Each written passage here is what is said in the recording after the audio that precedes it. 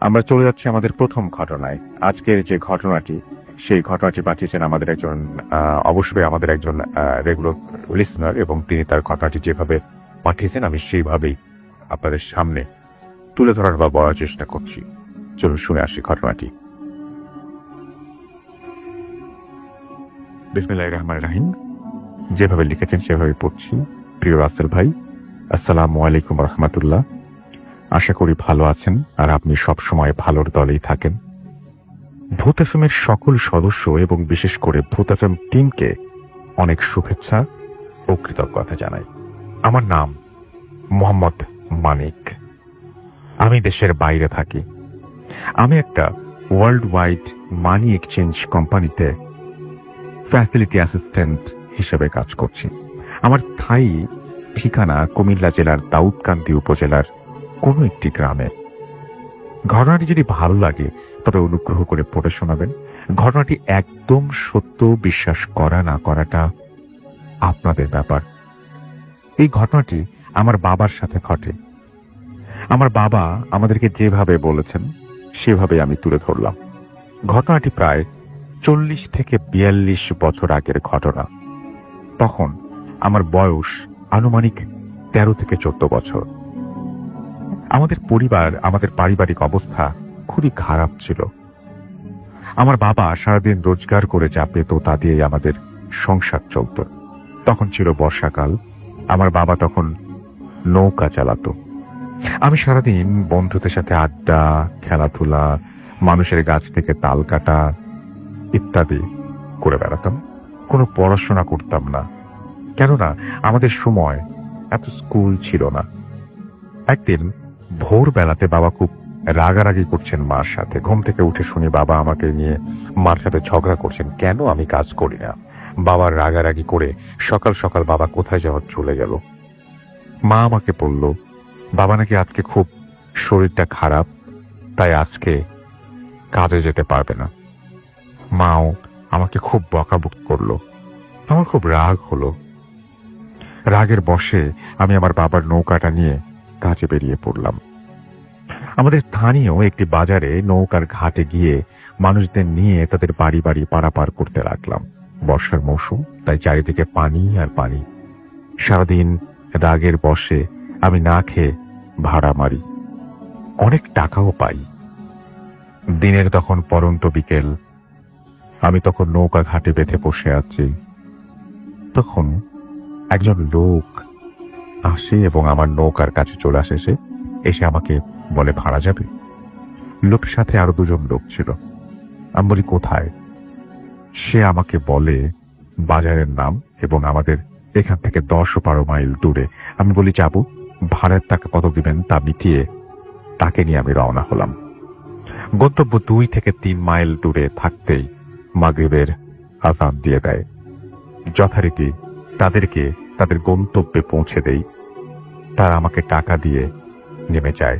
আমার খুব ক্ষুধা পায়। নৌকা ঘাটে বেঁধে রাস্তার পাশে একটা দোকান থেকে কলা আর রুটি কিনে আমার নৌকা এসে শুয়ে থাকি। চারিদিকে হালকা অন্ধকার নেমে আসে। আকাশে চাঁদ ছিল। আমার একা একা বাড়িতে ফিরতে ভয় লাগছিল, তাই অপেক্ষা করতে থাকলাম আমাদের গ্রামের বা আশেপাশের এলাকার কাউকে যদি পাই, এলে ভাড়া কম হলেও তাকে নিয়ে চলে যাব। প্রায় 2 থেকে 2.5 ঘন্টা বসে আছি। আমাদের এলাকায় কোনো মানুষ নেই। ঘাট থেকে আস্তে আস্তে সব নৌকা চলে যায়। নৌকা ঘাটে এখন শুধু আমি একা। একটা সময় আমার ঘুম চলে আসে, চোখগুলো লেগে লেগে আসছে। এমন সময় একজন লোক এসে আমাকে ডাকে। আমি উঠে নৌকার ছাউনি থেকে বের হয়ে আসি। বলি কোথায় যাবেন? লোকটা আমাদের পাশের গ্রামের কথা বলে। আমি আর 7-5 না ভেবে বলি যাব, কেননা সে যে জায়গার কথা বলছে সেখান থেকে বিলের মাঝখান দিয়ে আমাদের বাড়িতে আসতে 30 মিনিট লাগবে। আর আমি সেই রাস্তাটা চিনি। যাক, লোকটাকে নিয়ে আমি রওনা হলাম। লোকটার হাতে ঘড়ি থাকায় তাকে জিজ্ঞেস করলাম কয়টা বাজে। সে বলে 9:10। আকাশে চাঁদের আলো, সারা বিল দেখা যাচ্ছে। কতক্ষণ হয়েছে জানি না, আনুমানিক 2-2.5 ঘন্টার মতো হবে। তাকে বাড়িতে নামিয়ে দেই। সে টাকা দিয়ে আমাকে বলে আজকে তাদের বাড়িতে থেকে যেতে। লোকটা ঘড়ি দেখে বলে রাত প্রায় 12টার কাছাকাছি, এত রাতে একা একা বাড়ি যেতে পারবে? আমি থাকতে রাজি হইনি, কেননা বাড়িতে মা খুব চিন্তা করবেন। যাক, তাকে নামিয়ে আমি নৌকা নিয়ে বাড়ির দিকে রওনা দেই। তাদের গ্রাম থেকে আমাদের গ্রামে আসতে হলে প্রথমে একটা বিল পার হতে হয় এবং একটা খালের পথ ধরে এসে তারপরে আমাদের গ্রামের 2টা বিল পার হলে আমাদের বাড়ি। আমি নৌকা নিয়ে বিলের ধারে পরিষ্কার কোনো আগাছা না থাকায় বেয়ে চলি। এই ধারটা খালে গিয়ে নেমেছে, আর খালের ওই পারে একটা বড় কবরস্থান। আমি উত্তর থেকে দক্ষিণ দিকে যাচ্ছি। চাঁদের আলোয় সবকিছু দেখা যায়। হালকা হালকা বাতাস বইছে। আমার ভেতর থেকে ভয় দূর করার জন্য আমি আস্তে আস্তে গান গাচ্ছি আর নৌকা বেয়ে চলছি। কিছুটা দূর থেকেই আমি দেখতে পাচ্ছি খালের ওপর পারে কি যেন চলছে। আমি মনে মনে চিন্তা করলাম, হয়তো খরা জালে মাছ ধরার একজনের বড় জাল, সেই জালে হয়তো লোকেরা মাছ ধরছে। আমি আরো এগিয়ে আসলাম।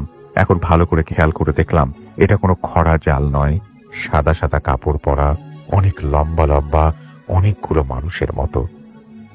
আমার ভয় লাগতে শুরু করে। আমি নৌকাটা থামিয়ে দেই। হঠাৎ কোথা থেকে যেন অনেক জোরে বাতাস চালু হয়ে যায়। বাতাসে ধাক্কা মেরে আমার নৌকাটা খালের পাশে নিয়ে আসে। আমি অনেক চেষ্টা করছি থামিয়ে রাখার জন্য, কিন্তু পারছি না। ওই পারে কবরস্থানে তাকিয়ে দেখি, যা দেখে আমার সারা শরীর একদম শক্ত হয়ে যায়। আর মনে হচ্ছে এখনই বুঝি আমার মৃত্যু হবে। আমি দূর থেকে যেগুলো সাদা সাদা কাপড় পরা মানুষের মতো দেখেছি, সেগুলো মানুষ না, তারা মানুষের চাইতেও অনেক বেশি লম্বা, আর তাদের হাতের নখগুলো অনেক বড়। শুধু মানুষের মতো সাদা কাপড় পরা, এগুলোর সাথে গরুর মতো দেখতে গায়ের লোম এবং কালো কুচকুচে মুখটা দেখতে অনেকটা হিংস্র প্রাণীর মতো। একটা কবর খুঁড়ছে তারা। আমার চোখে আমি বিশ্বাস করতে পারছি না। মনে হচ্ছে মৃত্যু আমার সামনে দাঁড়িয়ে আছে। আমি নৌকাটা বিলের পাড়ের দিকে নিয়ে যেতে চাচ্ছি, কিন্তু এত বাতাস কোথা থেকে আসলো বুঝতে পারছি না। কবরটা একদম খালের পাড়েই ছিল। আচমকা বড় বাতাস এসে আমার নৌকাটা ঠিক কবরের ছাদে গিয়ে ধাক্কা খায়। আমার জন্তুগুলো আমার দিকে তাকায়। তাদের হিংস্র চোখগুলো দেখে আমি আর সহ্য করতে পারি না। আমার নৌকাতে যে বৈঠা থাকে, এটা দিয়ে আমি নৌকা থেকে নেমে আল্লাহর নাম নিয়ে জন্তুগুলোকে পিটাতে শুরু করি। মানুষের মতো দেখতে জন্তুগুলো এবং হিংস্র জন্তুগুলো এত ভয়ঙ্কর চিৎকার দিয়ে লাফিয়ে লাফিয়ে পানিতে ঝাঁপিয়ে পড়তে থাকে এবং ভয়ঙ্কর ভয়ঙ্কর আওয়াজ করতে থাকে। তারা একসময় সবগুলো মানুষরূপী প্রাণীগুলো এবং হিংস্র জন্তুগুলো পানিতে মিশে যায়। আমি কবরটার দিকে তাকিয়ে দেখি লাশটা প্রায় কবর থেকে অর্ধেক তুলে ফেলেছে। কবরের পাশে কিছু মিষ্টির পাতিল পড়ে আছে, এগুলোতে মিষ্টিও আছে। আমার আর সাহস হয়নি লাশটাকে কবরের ভেতরে দেয়ার। আমি তাড়াতাড়ি নৌকা চালাতে থাকি। আমি নৌকা চাল নিয়ে দ্রুত সেখান থেকে চলে আসি। আমার মনে হচ্ছে নৌকার সাথে পানিতে কারো যেন চলছে। কবরস্থান থেকে 100 গজ তো তার একটু বেশি দূরে একটা খরা জাল দেখতে পেলাম। জালটাতে লোকও আছে, মাছ ধরছে। আমি ভয়ে ভয়ে ঠিক মতো নৌকা চালাতে পারছি না। ওদিক দিয়ে চলে যাচ্ছে। খরা জালের কাছে আসতে লোকটা আমাকে ডাক দেয়। লোকটার বয়স 40 থেকে 50 বছর হবে। লোকটি বলে, বাড়ি কই মাঝির? আমি ভয়ে ভয়ে আমার গ্রামের নাম বলি। আমার বাড়ির নামও জিজ্ঞেস করে। আমি তাও বলি। আমাকে লোকটা তার কাছে যেতে বলে। আমি ভয়ে ভয়ে বলি, কেন কাকা, আমার তাড়াতাড়ি বাড়িতে যেতে হবে। আমি তো আপনার জালের কোনো ক্ষতি করিনি। লোকটি অনেক ধমকের সুরে বলে তার কাছে যেতে। আমি নৌকাটা ঘুরিয়ে জালের কাছে যাই। খরা জালের মধ্যে এক ধরনের টং থাকে, বিশ্রামের ছাউনি ঘর। লোকটা টং থেকে আমার নৌকায় এসে আমাকে পানিতে নামতে বলে। আমি বলি, কেন, কি হয়েছে? লোকটি অনেক বড় বড় চোখে আমাকে ধমক দিয়ে দেয়। আমি ভয়ে পানিতে নামি। লোকটা একটা হাত ধরে রেখেছে। আমি পানিতে ডুব দিলে কেমন যেন একটা চিৎকারের আওয়াজ কানে আসতে থাকে। মনে হচ্ছে অনেকগুলো জন্তু একসাথে চিৎকার করছে। আমি ভয়ে ভয়ে তাড়াতাড়ি গোসল করে পানিতে উপরে উঠে যাই। লোকটা তার এখান থেকে একটা লুঙ্গি এনে আমাকে পরতে দেয়। তারপর আমাকে বলে, কবরস্থানে কি করছো তুমি? জবাবে আমি বলি, কিছু করার নাই তো কাকা। লোকটা আমাকে ধমক দিয়ে বলে, নৌকা খরা জালের বাঁশের সাথে ভালো করে বাঁধো, জালের টঙে ওঠো। আমি নৌকাটা বাঁশের সাথে বেঁধে তার সাথে টঙের ভেতরে গেলাম। টঙের ছাউনিটা একটু বড়ই ছিল। লোকটা আমাকে বোতলে কি একটা পরে সরিষার তেল দিয়ে বলে গায়ে ভালো করে মাখতে, পা থেকে মাথা পর্যন্ত। তেলটা দেওয়ার সাথে সাথে আমার শরীরে জ্বর চলে আসে। আমার শরীরে এত জ্বর আসে যে আমি জ্বরে কাঁপতে থাকি। লোকটা টঙের 2টা কাঁথা ছিল, এগুলো দিয়ে আমাকে পেটিয়ে শুইয়ে দেয়। আর লোকটা বিড় করে কি যেন পড়ছে আর ফু দিচ্ছে। ফু দেওয়ার সাথে সাথে আমার শরীর আরো বেশি জ্বর আসছে। আমার শরীর কাঁপুনি বাড়তে থাকে। তখন রাত কয়টা বাজে সেটা জানা ছিল না, তবে খুব গভীর রাত ছিল। আমার জ্বরের মাত্রা এত বেশি পরিমাণে হয় যে খরা জালের টংটা মনে হচ্ছে এখন ভেঙে যাবে। আমি কাঁপতে কাঁপতে শোয়া থেকে উঠে যাচ্ছি। বারবার মুরব্বী লোকটা আমাকে কাঁথা দিয়ে জড়িয়ে আবার শুইয়ে দিচ্ছে। কিছুক্ষণ পরে আমার ছেলে আসে নৌকা দিয়ে কোথা থেকে যেন। আমি তার ছেলেকে টঙে আসতে বলে এবং জড়িয়ে শুয়ে রাখার জন্য। দুজন আমাকে কাঁথা দিয়ে জড়িয়ে রেখেছে। আমার আর মুরব্বী দোয়া পড়ছে। টঙের নিচে পানিতে মনে হচ্ছে অনেকগুলো বড় বড় মাছ পানিতে একসাথে ঝাপটালে যেমন শব্দ হয় তেমন হচ্ছে। মাছগুলো মনে হচ্ছে সব ভেঙে চুরে ফেলবে। প্রচুর বাতাসও বইছে। মুরব্বী লোকটা তার ছেলেকে বলে পানি বা টঙের বাইরে যা কিছু হোক ওকে ছাড়বি না। মুরব্বী লোকটা আওয়াজ করে দোয়া পড়ে এবং সূরা পড়ে যাচ্ছে এবং আমাকে বারবার নাকে মুখে সরিষার তেল দিয়ে যাচ্ছে। আশেপাশে কোথাও কোনো বাড়িঘর ছিল না যেখানে আমাকে নিয়ে যাবে। আর পানিতে যে সব শব্দ আর তীব্র বাতাসে আর যা কিছু অঘটন ঘটবে তাই আর সাহস করেনি লোকটা। এভাবেই সারা রাত মুরব্বী আর তার ছোট ছেলেটা আমার সাথে ধস্তাধস্তি হয়। যখন ফজরের আজান আমার কানে চলে আসে তখন আচমকাই আমার শরীর থেকে জ্বর চলে যায়, বাতাসও থেমে যায়, পানিতে যে শব্দ হচ্ছিল তাও থেমে যায়। এক কথায় চারিদিক একদম শান্ত। মুরব্বী তার ছেলেকে বাড়িতে যেতে বলে খাবার নিয়ে আসতে। ছেলেটি বাড়িতে চলে যায়। আমার সারা শরীরে তেলে ভেজা ছিল, তাই মুরব্বী আমাকে পানিতে নেমে গোসল করতে বলে। আমি গোসল করি এবং মুরব্বীর সাথে ফজরের নামাজ পড়ি। তারপর লোকটা আমাকে রাতের ঘটনার কথা বলে। আমাকে বলে, তোমার সাহস কত, তুমি এগুলোকে মারছো? আমি এখানে 15 বছর ধরে খরা জাল দিয়ে মাছ ধরি। এই কবরস্থানে কত কিছু আসে, তল বেঁধে বেঁধে আসে এরা, কত কিছু খায়। তুমি কি দেখেছো? আমি প্রতিদিন এর চাইতেও অনেক বেশি দেখি। তারা আমার জালের কাছে আসে, আমার ডোলা থেকে মাছও নিয়ে যায়। আমি কিছু বলি না। তুমি যেটা দেখেছো গতকালকে সকালে এই লাশটা কবর দিয়েছে। তারা আসছে ওই লাশটা খেয়ে দে। তারা যখন আসছে আমি তখন প্রথমেই দেখেছি, কিন্তু আমি কিছু বলি না। আর তোমার সাহস কত মিয়া, তুমি এগুলোকে মারছো? তোমাকে যদি আমি ছেড়ে দিতাম তাহলে তুমি সামনের বিলটাতে গেলেই তোমাকে শেষ করে ফেলতো। পানিতে আওয়াজ শুনোনি তাদের? তোমার কপাল ভালো, বাবা মার দোয়ায় বেঁচে গেছো। আর আমি তোমার বাবা মাকে চিনি। তোমার বাবা প্রায় এখানে ভাড়া মারতে আসে। জীবনে আর কখনো এইসব জিনিসের উপরে হাত তুলবা না। কথা বলতে বলতে তখন অনেক পরিষ্কার হয়ে গেছে আকাশটা। ছেলেটা এতক্ষণে খাবার নিয়ে চলে আসে। মুরব্বী আমাকে খাবার খেতে বলে। আমি খাবারগুলো খাই। খাবার শেষ করে আমি মুরব্বী তার ছেলেকে অনেক ধন্যবাদ জানাই। আসার সময় মুরব্বী আমাকে একটা কালো সুতো পরিয়ে দিয়ে ফু দিয়ে আমার ডান হাতে বেঁধে দেয়। আমি বাসায় চলে আসি। মাকে সব ঘটনা বলি। মা আমাকে হুজুরের কাছে নিয়ে ঝাড়ফুঁক করায়। পরে আমার আর কিছু হয় না। এই ছিল আমার ঘটনা। ভালো লাগলে পড়ে শোনাবেন। বর্তমানে আমার বাবার শারীরিক অবস্থা ভালো না। সকলের কাছে দোয়া চাই যাতে আল্লাহ আমার বাবাকে সুস্থতা দান করেন। কাজের ব্যস্ততার কারণে লেখার সময় পাই না, তবুও লিখে ফেললাম। যদি কোনো ভুল হয় ক্ষমার দৃষ্টিতে দেখবেন। আমার কাছে আরো অনেক ঘটনা আছে আমার বাবার সাথে ঘটে যাওয়া। সময় হলে লিখে পাঠাবো। আর যদি দেশে যাই তবে অবশ্যই স্টুডিওতে গিয়ে আমি ঘটনা শেয়ার করব। ভালো থাকবেন। তারপরে তিনি তার ঠিকানা দিয়েছেন। বর্তমানে তিনি আছেন বাহরাইনে এবং তার ঘটনাটি আমি আপনাদের পড়ে শোনালাম। এখন যেটা করব সেটা হচ্ছে আমি কিছু আপনাদের পাঠানো যে সমস্ত আপনারা পাঠিয়েছেন, যে সমস্ত কিছু আমাদেরকে লিখেছেন সেগুলো পড়ে শোনাচ্ছি। আমি টুইটারের পেজ থেকে শুরু করি। আমি দেখতে পাচ্ছি যে নাহিদ তিনি বলছেন যে তিনি এবং তার ফ্রেন্ড মাজেদ তারা শুনছেন। আমাদের সাথে আছেন শান্তা ইসলাম, লিখেছেন যে তিনি শুধুমাত্র রেডিও ফুর্তি শোনেন এবং ভূত এফএম শোনেন, শুধুমাত্র ভূত এফএমের জন্য শোনা হয় তার। আমাদের সঙ্গে আছেন দেখতে পাচ্ছি শরীফুল ইসলাম রাজু, তিনি খুলনা থেকে শুনছেন, লিখেছেন। MNR নাইম আছেন এবং তিনি বলছেন যে তিনি ভাঙ্গুড়া থেকে আমাদের সঙ্গে আছেন। এমডি মেহেদি হাসান রোমান আমাদের সঙ্গে আছেন এবং তিনি বলছেন তার একটা ঘটনা আছে, পাঠিয়ে দিন ভূত এফএম তুমি অ্যাড্রেসে, তাহলেই হবে। আমাদের সঙ্গে আছেন দেখতে পাচ্ছি আমার শাহেদ সরুজ এবং আমাদের সাথে আব্দুল্লাহ আল তিনি বলছেন তার কমেন্ট পড়া হয় নাই, তো পড়ে ফেলা আপনার কমেন্ট। আব্দুল্লাহ আল নোমার আমাদের সঙ্গে আছেন, লিখেছেন ভালো লাগছে। আমাদের সঙ্গে আছেন এই মুহূর্তে দেখতে পাচ্ছি এছাড়াও প্রতীক, এছাড়াও গোলাম রাব্বানি আমাদের সঙ্গে আছেন,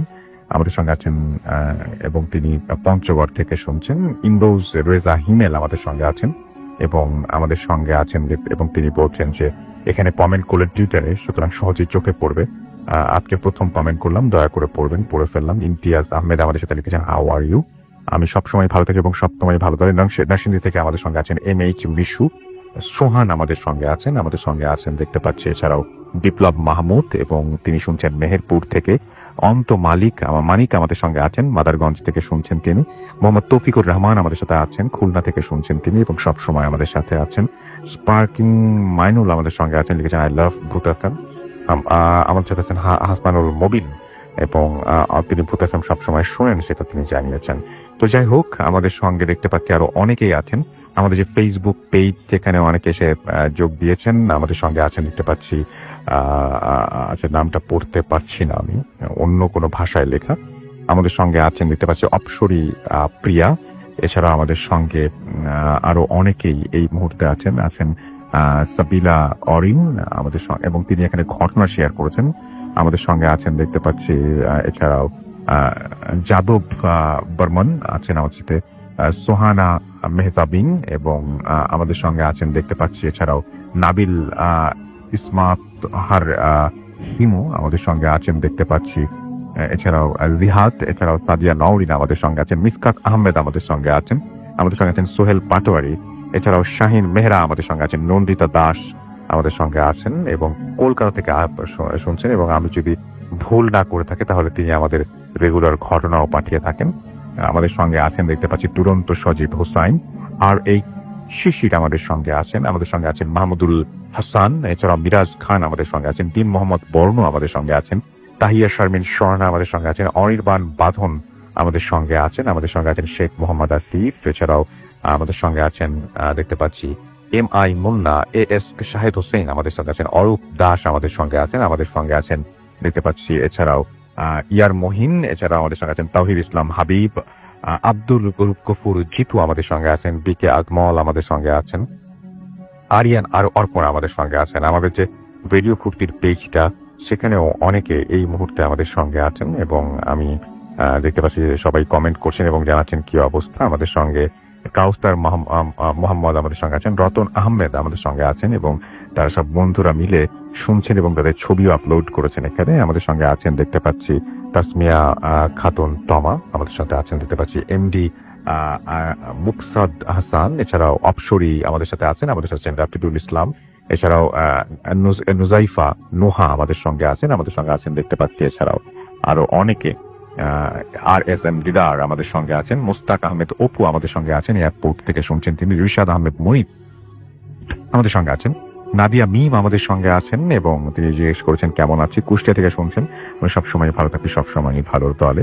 ফিরোজ মল্লিক আমাদের সঙ্গে আছেন, MD আবিদ তালুকদার আমাদের সঙ্গে আছেন দেখতে পাচ্ছি, আবু রাহি আছেন, দেরি শাওন, এছাড়াও টিডি দাড়ি আমাদের সাথে আছেন, আপনান ইমন আমাদের সাথে আছেন আরো অনেকেই।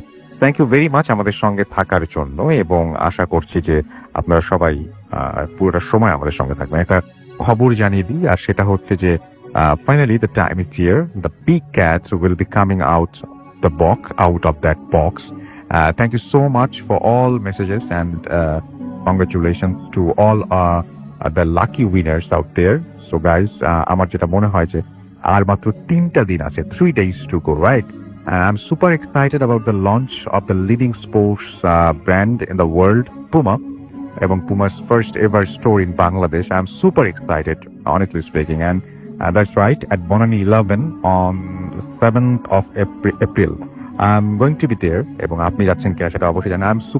I'm really super excited এবং স্পোর্টস এর যা কিছু আছে সবকিছু আমার কাছে অনেক ভালো লাগে এবং তোমার মানে আমি অনেক বেশি আমার কাছে এটা মানে ইন্টারেস্টিং লাগে। যাই হোক, আমার মনে হয় যে আপনারা অবশ্যই আমাদের সাথে এসে বনানী 11-এ একবার খোঁজ নিয়ে দেখবেন এবং আমাদের ফেসবুক পেজে আপনি ভিজিট করতে পারেন। আমি যেটা এখন করব সেটা হচ্ছে আমাদের প্রথম অতিথির কাছে চলে যাব, তার কাছে একটা ঘটনা শুনে আসবো। আপনার নামটা আপনি প্লিজ একটু আমাদেরকে বলবেন এবং তারপরে আপনার ঘটনায় যাব আমরা। আসসালামু আলাইকুম। আমি মোহাম্মদ মোস্তাফিজুর রহমান রোমেল, এসেছি পুরান ঢাকা লালবাগ থেকে। ওকে, আমার সাথে ঘটে যাওয়া বেশ কিছু ঘটনা আছে, সেখান থেকে আমি একটি ঘটনা আপনাদের সাথে শেয়ার করবো আজকে। জি, সেটা হচ্ছে আমার সামনেই ঘটে যাওয়া ঘটনাটি। আমি সরাসরি চলে যাচ্ছি আমার ঘটনায়। জি, ঘটনাটি ঘটে আমার মামির সাথে, সেখানে আমি ছিলাম উপস্থিত। সেই ঘটনাটাই আমি আজকে আপনাদের সাথে শেয়ার করছি। স্বাভাবিকভাবেই কর্মদিবস ছিল সেদিন। আমি অফিস থেকে বাসায় ফিরি। আমার বাসা থেকে মামার বাসা কাছেই, একটা রাস্তার দূরত্ব। অফিস থেকে আসার পর মা বললো তোর মামা ফোন করেছিল, ওনাকে একটু কল দে, জরুরি কিছু বিষয় মনে হয়, একটু কল দিতে বলেছে জরুরি ভাবে। তো আমি ফোন দিলাম মামাকে, হাত মুখ দিয়েই। মা বললো তুই একটু তাড়াতাড়ি পারলে এখনই চলে আয়, তোর সাথে একটু কাজ আছে। তো আমি চলে গেলাম, সাথে সাথে মাকে বলে গেলাম আমি মামার ওখানে যাচ্ছি, এটুকু বলে আমি বের হয়ে গেলাম। মামা উপরে গিয়ে মামার সাথে দেখা করলাম। মামা আমাকে তার ড্রয়িং রুমে নিয়ে গেলেন। স্বাভাবিকভাবে একটু বললাম যে তোর মামির সাথে কিছুদিন যাবত একটু কেমন যেন আচরণ করছে, তো একটু তোর একটু দরকার। আমি বললাম কি ঘটনা মামা, আমাকে একটু বুঝিয়ে বলেন, তাহলে আমি দেখি আপনার কোনো হেল্প বা কোনো কিছু করতে পারি কিনা। তো বললো তোর মামি কিছুদিন যাবত দেখছি কেমন যেন আচরণ করছেন, হঠাৎ করে রেগে যায়, কথা ঠিক মতো বলে না, চোখগুলো কেমন যেন হয়, আর স্বাভাবিক খাবার খেতে অন্যরকম কিছু খেতে চায়, যেগুলো মানুষ খাওয়ার যোগ্য না, এরকম কিছু। আমি বললাম কেমন? বললো যে এমন তো কিছু না, তেমন তো কিছু দেখিনি, তবে কয়লা খেতে চায় বারবার। কয়লা খেতে চায়। আমি বললাম এটা কেমন? বললাম তুই তোর একটু দরকার, এই কারণে আমি একজনকে ডাক দিয়েছি, উনি আসতে আমাকে আনতে গিয়েছে, একটু অপেক্ষা কর, উনি চলে আসবে, চলে আসলে ওনার সাথে আমি থাকবো, তুই যা শুধু আমার সাথে একটু সঙ্গ দিস, এই আরটুকু, আমি একটু ভয় পাচ্ছি তো বিষয়টুকু। ঠিক আছে মামা, সমস্যা নেই, আসুক। তো এর মাঝে আমি মামির রুমে গেলাম। মামিকে দেখি যে না উনি স্বাভাবিকই আছেন, আরো বেশ কিছু গেস্ট এসে পড়ছেন ওনাকে দেখার জন্য। আমি বললাম মামা মামি তো দেখি যে ঠিকই আছেন। বললো ঠিক আছে এখন ঠিক আছে, কিন্তু একটু পর দেখি চেঞ্জ হয়ে গেছে। কেমন? বললো তুই সামনে একটু কয়লাইনে ধর, দেখ চেঞ্জ হয়ে যাবে। আমি বললাম না তাহলে থাক, যাকে ডাক দিয়েছেন উনি আসুক, ওনার সাথে না আমি দেখবো না বাকিটুকু। তো কিছুক্ষণের মধ্যে তান্ত্রিক টাইপের একজন লোক আসতেন। স্বাভাবিকভাবে নর্মালি যেরকম তান্ত্রিক থাকে, লম্বা জুব্বা পরা, কালো রঙের, মাথায় জট বাঁধা চুল, গলায় মোটা ধরনের একটু মালার ধরন। দেখে একটু ভয় পেলাম আমি, যে আসলে সরাসরি কখনো এরকম দেখিনি, তো কোথাও যাইনি এরকম, একটু ভয় পেলাম। তখন মামা তান্ত্রিককে সবকিছু খুলে বললেন যে উনি এরকম আচরণ করছে, ব্যাস ওনাকে কি করা যায়। তো তান্ত্রিক বললো আসলে আমার তো আসনে বসতে হবে, বসে তারপরে আমি পুরো বিষয়টা উপলব্ধি করে তারপরে আমি কি সমাধান দেওয়া যায় সেটা আমি দিব। বললো যে ঠিক আছে, তাহলে আপনার জন্য কি কি লাগবে? বললো যে আপাতত তুই 5 পদের মিষ্টি আন, একটু দামি ধরনের মিষ্টি আনতে হবে, আর একটু গোলাপ জল, আগরবাতি, মোমবাতি আর ফুলের মালা। আচ্ছা, এগুলো একটু জোগাড় কর, আমি এর মধ্যে আমি আমার প্রস্তুতি সম্পন্ন করছি। তো সেগুলো আনার জন্য একজন লোক চলে গিয়েছেন, কিছুক্ষণের মধ্যে এগুলো নিয়ে আসলেন। নিয়ে এসে আলাদা একটা রুমে নিচে ওনারই নিয়ে আসা একটা কাপড় আসনের মতো, উনি সেটা বিছালেন। আর যে দ্রব্যগুলো এনেছেন, মিষ্টি বা আদার্স যে জিনিসগুলো, সেগুলো উনি মোটামুটি সাজালেন। সাজানোর পর আমাকে এবং মামাকে, আর সাথে আরেকজন আমার ফ্রেন্ড ছিলেন, ওনাকে বললেন আমি সবকিছু তৈরি করেছি, এখন আমি আসনে বসবো। আসনে বসার পর আমার সাথে যা ঘটবে সেটা আমার সাথেই ঘটবে, আপনাদের ভয় পাওয়ার কিছু নেই। আচ্ছা। জাস্ট শুধু আপনাদের জায়গাটুকুতেই থাকবেন, আর আমাকে টাচ করারও দরকার নেই, আমাকে ধরারও কিছু দরকার নাই। আমি যদি পড়েও যাই জাস্ট শুধু আমাকে একটু তুলে দেবেন, আর কিছু লাগবে না। মা বলল যে ঠিক আছে। এদিকে সবকিছু প্রস্তুতি সম্পন্ন করার পর ঘরের আলো নিভিয়ে দেওয়া হলো, একেবারে অন্ধকার, যা শুধু একটা মোমবাতি জ্বালানো হলো। তো ওই সময়টায় আমি একটু বেশি নার্ভাস হয়ে গেছি, ভয় পাচ্ছি যে কি থেকে কি হয়। একবার তো ভেবেছিলাম যে চলে যায় এখান থেকে, কি থেকে কি হয়ে যায়, পরে ফ্যামিলিগত কোনো সমস্যা হবে কিনা, বা মা ওখানে টেনশন করবে কিনা। তা আবার একটু চিন্তা যে না, এসেই যখন পড়েছি, এত দূর যখন আসছি, একটু দেখেই যাই কি হয়। তো ওইভাবেই শুরু হলো। কিছুক্ষণ তান্ত্রিক, কিছুক্ষণ কিছু মন্ত্র আর আমাদের ইসলাম ধর্মের কিছু সূরা পাঠ করতে করতে হঠাৎ উনি বেহুশ হয়ে পড়ে গেলেন, কাঁপতে কাঁপতে থাকলেন। তো ওনাকে তুলে ধরে শুধু বসিয়ে দিলেন মামা। বসিয়ে দেওয়ার পর ওনার কণ্ঠস্বরও চেঞ্জ হয়ে গেল। উনি তখন অন্য একটা কণ্ঠে বলল যে তুই কে, তুই কে, কোথা থেকে আসছিস, কি করছিস, কেন আসছিস এখানে, কি চাসছিস এখানে। তো আরেকটা কণ্ঠস্বরে, তান্ত্রিকী কণ্ঠস্বর তখন দুই ধরনের হলো। এটা বলার পর চিকন ধরনের একটা কণ্ঠস্বর বলল যে আমি অমুক শ্মশান ঘাটে ওখানে যাচ্ছিলাম, সন্ধ্যার আজানের সময় ওখানে যাচ্ছিলাম, ওনাকে দেখলাম জানালার পাশে চুল শুকাচ্ছিল। তো আমাকে ওই ইয়েটা দেখে ওনাকে আমার পছন্দ হলো, তাই ওনার উপর আমি ভর করেছি। তো আমি ওনাকে আপাতত ছাড়ছি না, আমি ওর সাথেই থাকবো। তো তান্ত্রিক বলে যে না, তুই তোর সাথে থাকতে পারবি না, ওকে তো ছেড়ে দিতে হবে। তো চিকন সুরে বললো যে না, ওকে তো আমি কোনোভাবেই ছাড়বো না, পারলে তুই যা পারিস তুই কর, তুই তোর কাজ করে দা। তো বললো ঠিক আছে, তোকে আমি ভালোভাবেই বললাম, তুই তো যাবি না, ঠিক আছে।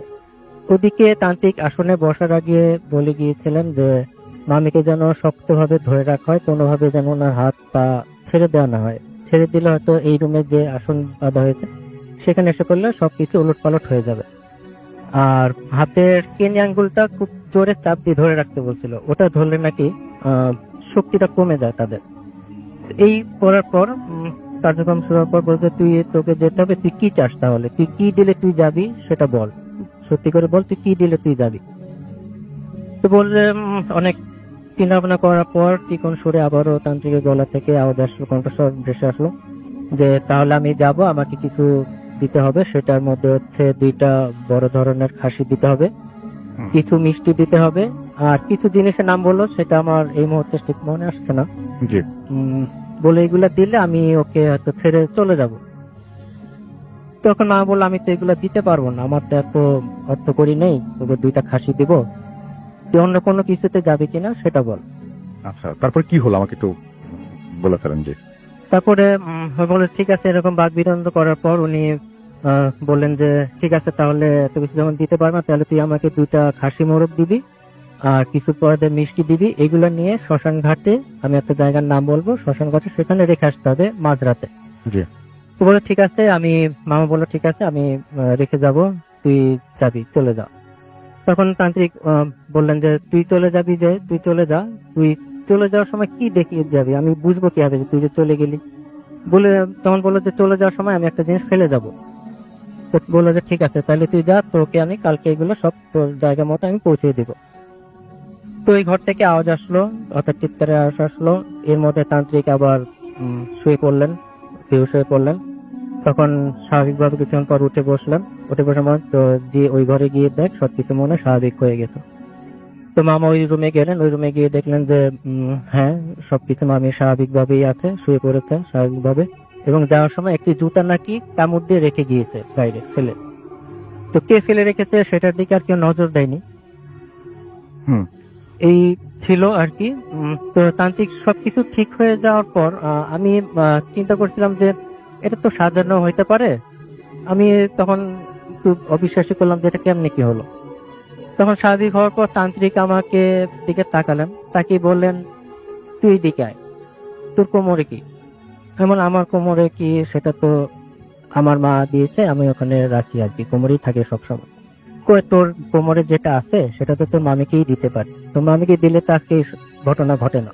এবং ওটা ওটা মামা আর করে দিয়েছিল। এটা যাওয়ার কথা না, রাইট? জি, এটা আমি সেখানে আমি অবাক হয়েছি যে আমার কোমরে কি আছে সেটা তো ওনার জানার কথা না। আর ওনার সাথে আমার দেখাই হয়েছে সেই দিন প্রথম। এর আগে কোথাও দেখা হয়নি, এর আগে কোনো কথাবার্তা হয়নি। তো মোটামুটি এইটুক করার পর তান্ত্রিক বললো যে তাহলে ওইগুলো সবকিছু অ্যারেঞ্জ করেন, অ্যারেঞ্জ করলে আমি সেটা শ্মশানে যেখানে রাখতে বলেছি আমি সেটা রেখে আসবো আমার লোক দিয়ে। আপনার তো সেখানে যেতে পারবেন না, ভয় পাবেন, আমাকে দিয়ে দেন, আমার সেখানে রেখে আসবো। এরপর উনি 4টা তাবিজের মতো দিলেন, বললেন যে 4টা তার কোনায় ঘরের তার কোনায় দিয়ে দিতে, তাহলে আপাতত ঘরটা বন্ধ থাকে, মামির কোনো সমস্যা হবে না। মোটামুটি এই ছিল আমার দেখা ঘটনাটি, অনেক যেটা ধন্যবাদ আপনাদের সাথে আপনাকে। শেয়ার করলাম। অনেক ধন্যবাদ আপনাকে। আমরা ছোট্ট একটা বিরতি নেব এবং বিরতির পরে আবারও ফিরে আসবো। সেই পর্যন্ত আশা করছি আমাদের সঙ্গে থাকবেন। Stay tuned to Radio Khudkere the Plan and do for today.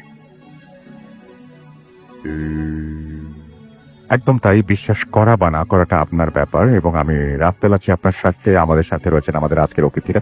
আমরা একটা জিনিস করি, আজকে আমাদের যে টিউটোরিয়াল যে পেজটা রয়েছে সেখানে আপনারা চাইলে আপনাদের প্রবলেম যা আছে, কোনো কোয়েশ্চেন যদি থাকে সেটা আপনারা লিখে পাঠাতে পারেন। আমাদের এখানে হাফেজ মাইনুদ্দিন ভাই আছেন, তিনি তার মতো করে হয়তো কোনো একটা সময়ে আজকে উত্তর দেওয়ার চেষ্টা করবেন। তো আপনারা অ্যাকাউন্ট আমাদের যে পেজটা রয়েছে সেই পেজটা এসে আপনারা লিখতে পারেন। কিন্তু তো আমি এখন যেটা করব সেটা হচ্ছে সরাসরি চলে যাবো হাফেজ মাইনুদ্দিন ভাইয়ের কাছে। রিসেন্টলি তার সাথে একটা ঘটনা তিনি এক্সপেরিয়েন্স করেছেন, যেটা দিয়ে আমাদের সাথে শেয়ার করবেন। চলুন শুনে আসি তার কাছ থেকেই। মাইনুদ্দিন ভাই কেমন আছেন? আসসালামু আলাইকুম। ওয়ালাইকুম আসসালাম। আলহামদুলিল্লাহ ভালো আছি। আমি আজকে যে ঘটনাটা শেয়ার করতে যাচ্ছি সেটা অল্প কদিনেরই। তা মাদ্রাসার মেয়ে ও উদ্দীপা একটা বই থেকে জিন কিভাবে হাজির করতে হয় সেই আমলটা সে করছে।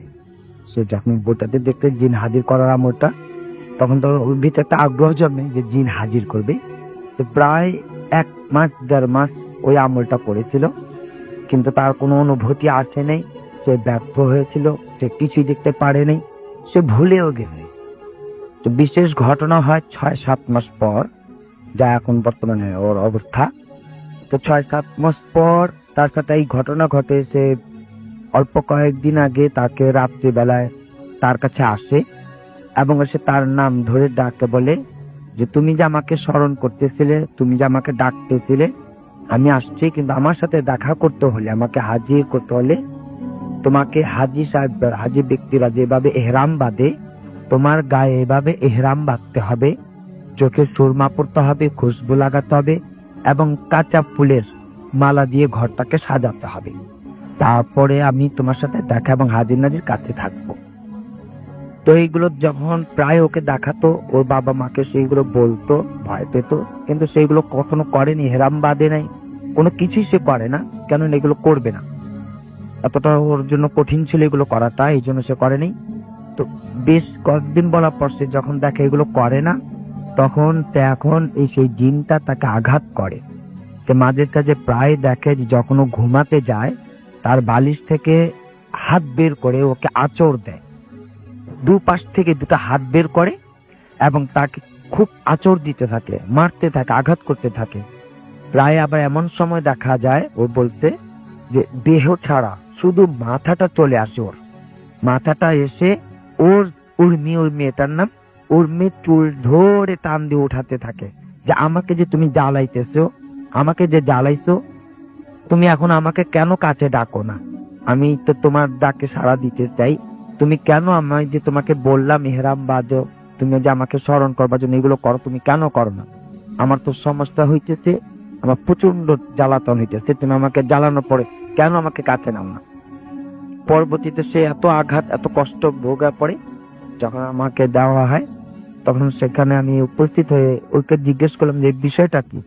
তখন মেয়ে আমাকে প্রথম বলে যে আমি জিন হাজির করার জন্য একটা আমল করেছিলাম, যা আমার কখনো ভুলে গেছি, যা স্মরণ নেই, কিন্তু বর্তমানে এই পরিস্থিতি চলতেছে।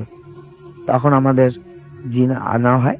তো এখন উনি বলতেছে যে আমি যাবই না, আমাকে স্মরণ করার যেহেতু হয়েছে, আমি ওকেই ওর সাথে হাজির নাজির থাকতে চাই, ওকে বলে এগুলো করার জন্য, আর নতুবা ওকে আমি সমস্যা করে ফেলবো।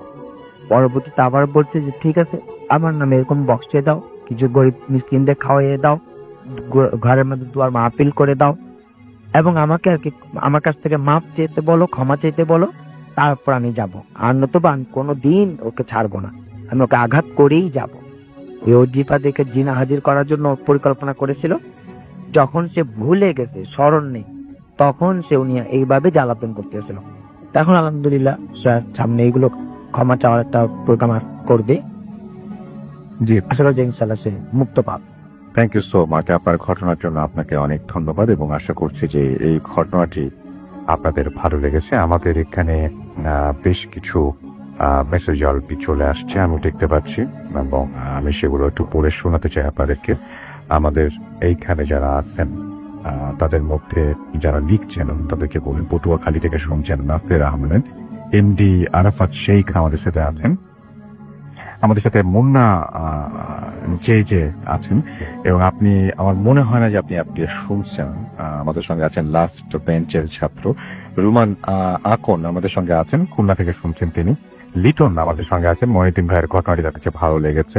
এমডি জুবাইর হাসান আমাদের সাথে আছেন, রাজশাহীর বায়া থেকে শুনছেন। এমডি দাকিব আল মাহমুদ আমাদের সাথে আছেন এবং কাতার থেকে তিনি শুনছেন এই মুহূর্তে, এবং তার কাছে একটা কাহিনী আসে, আপনি পাঠিয়ে দিন, আমাদের অ্যাড্রেস তো জানেনি।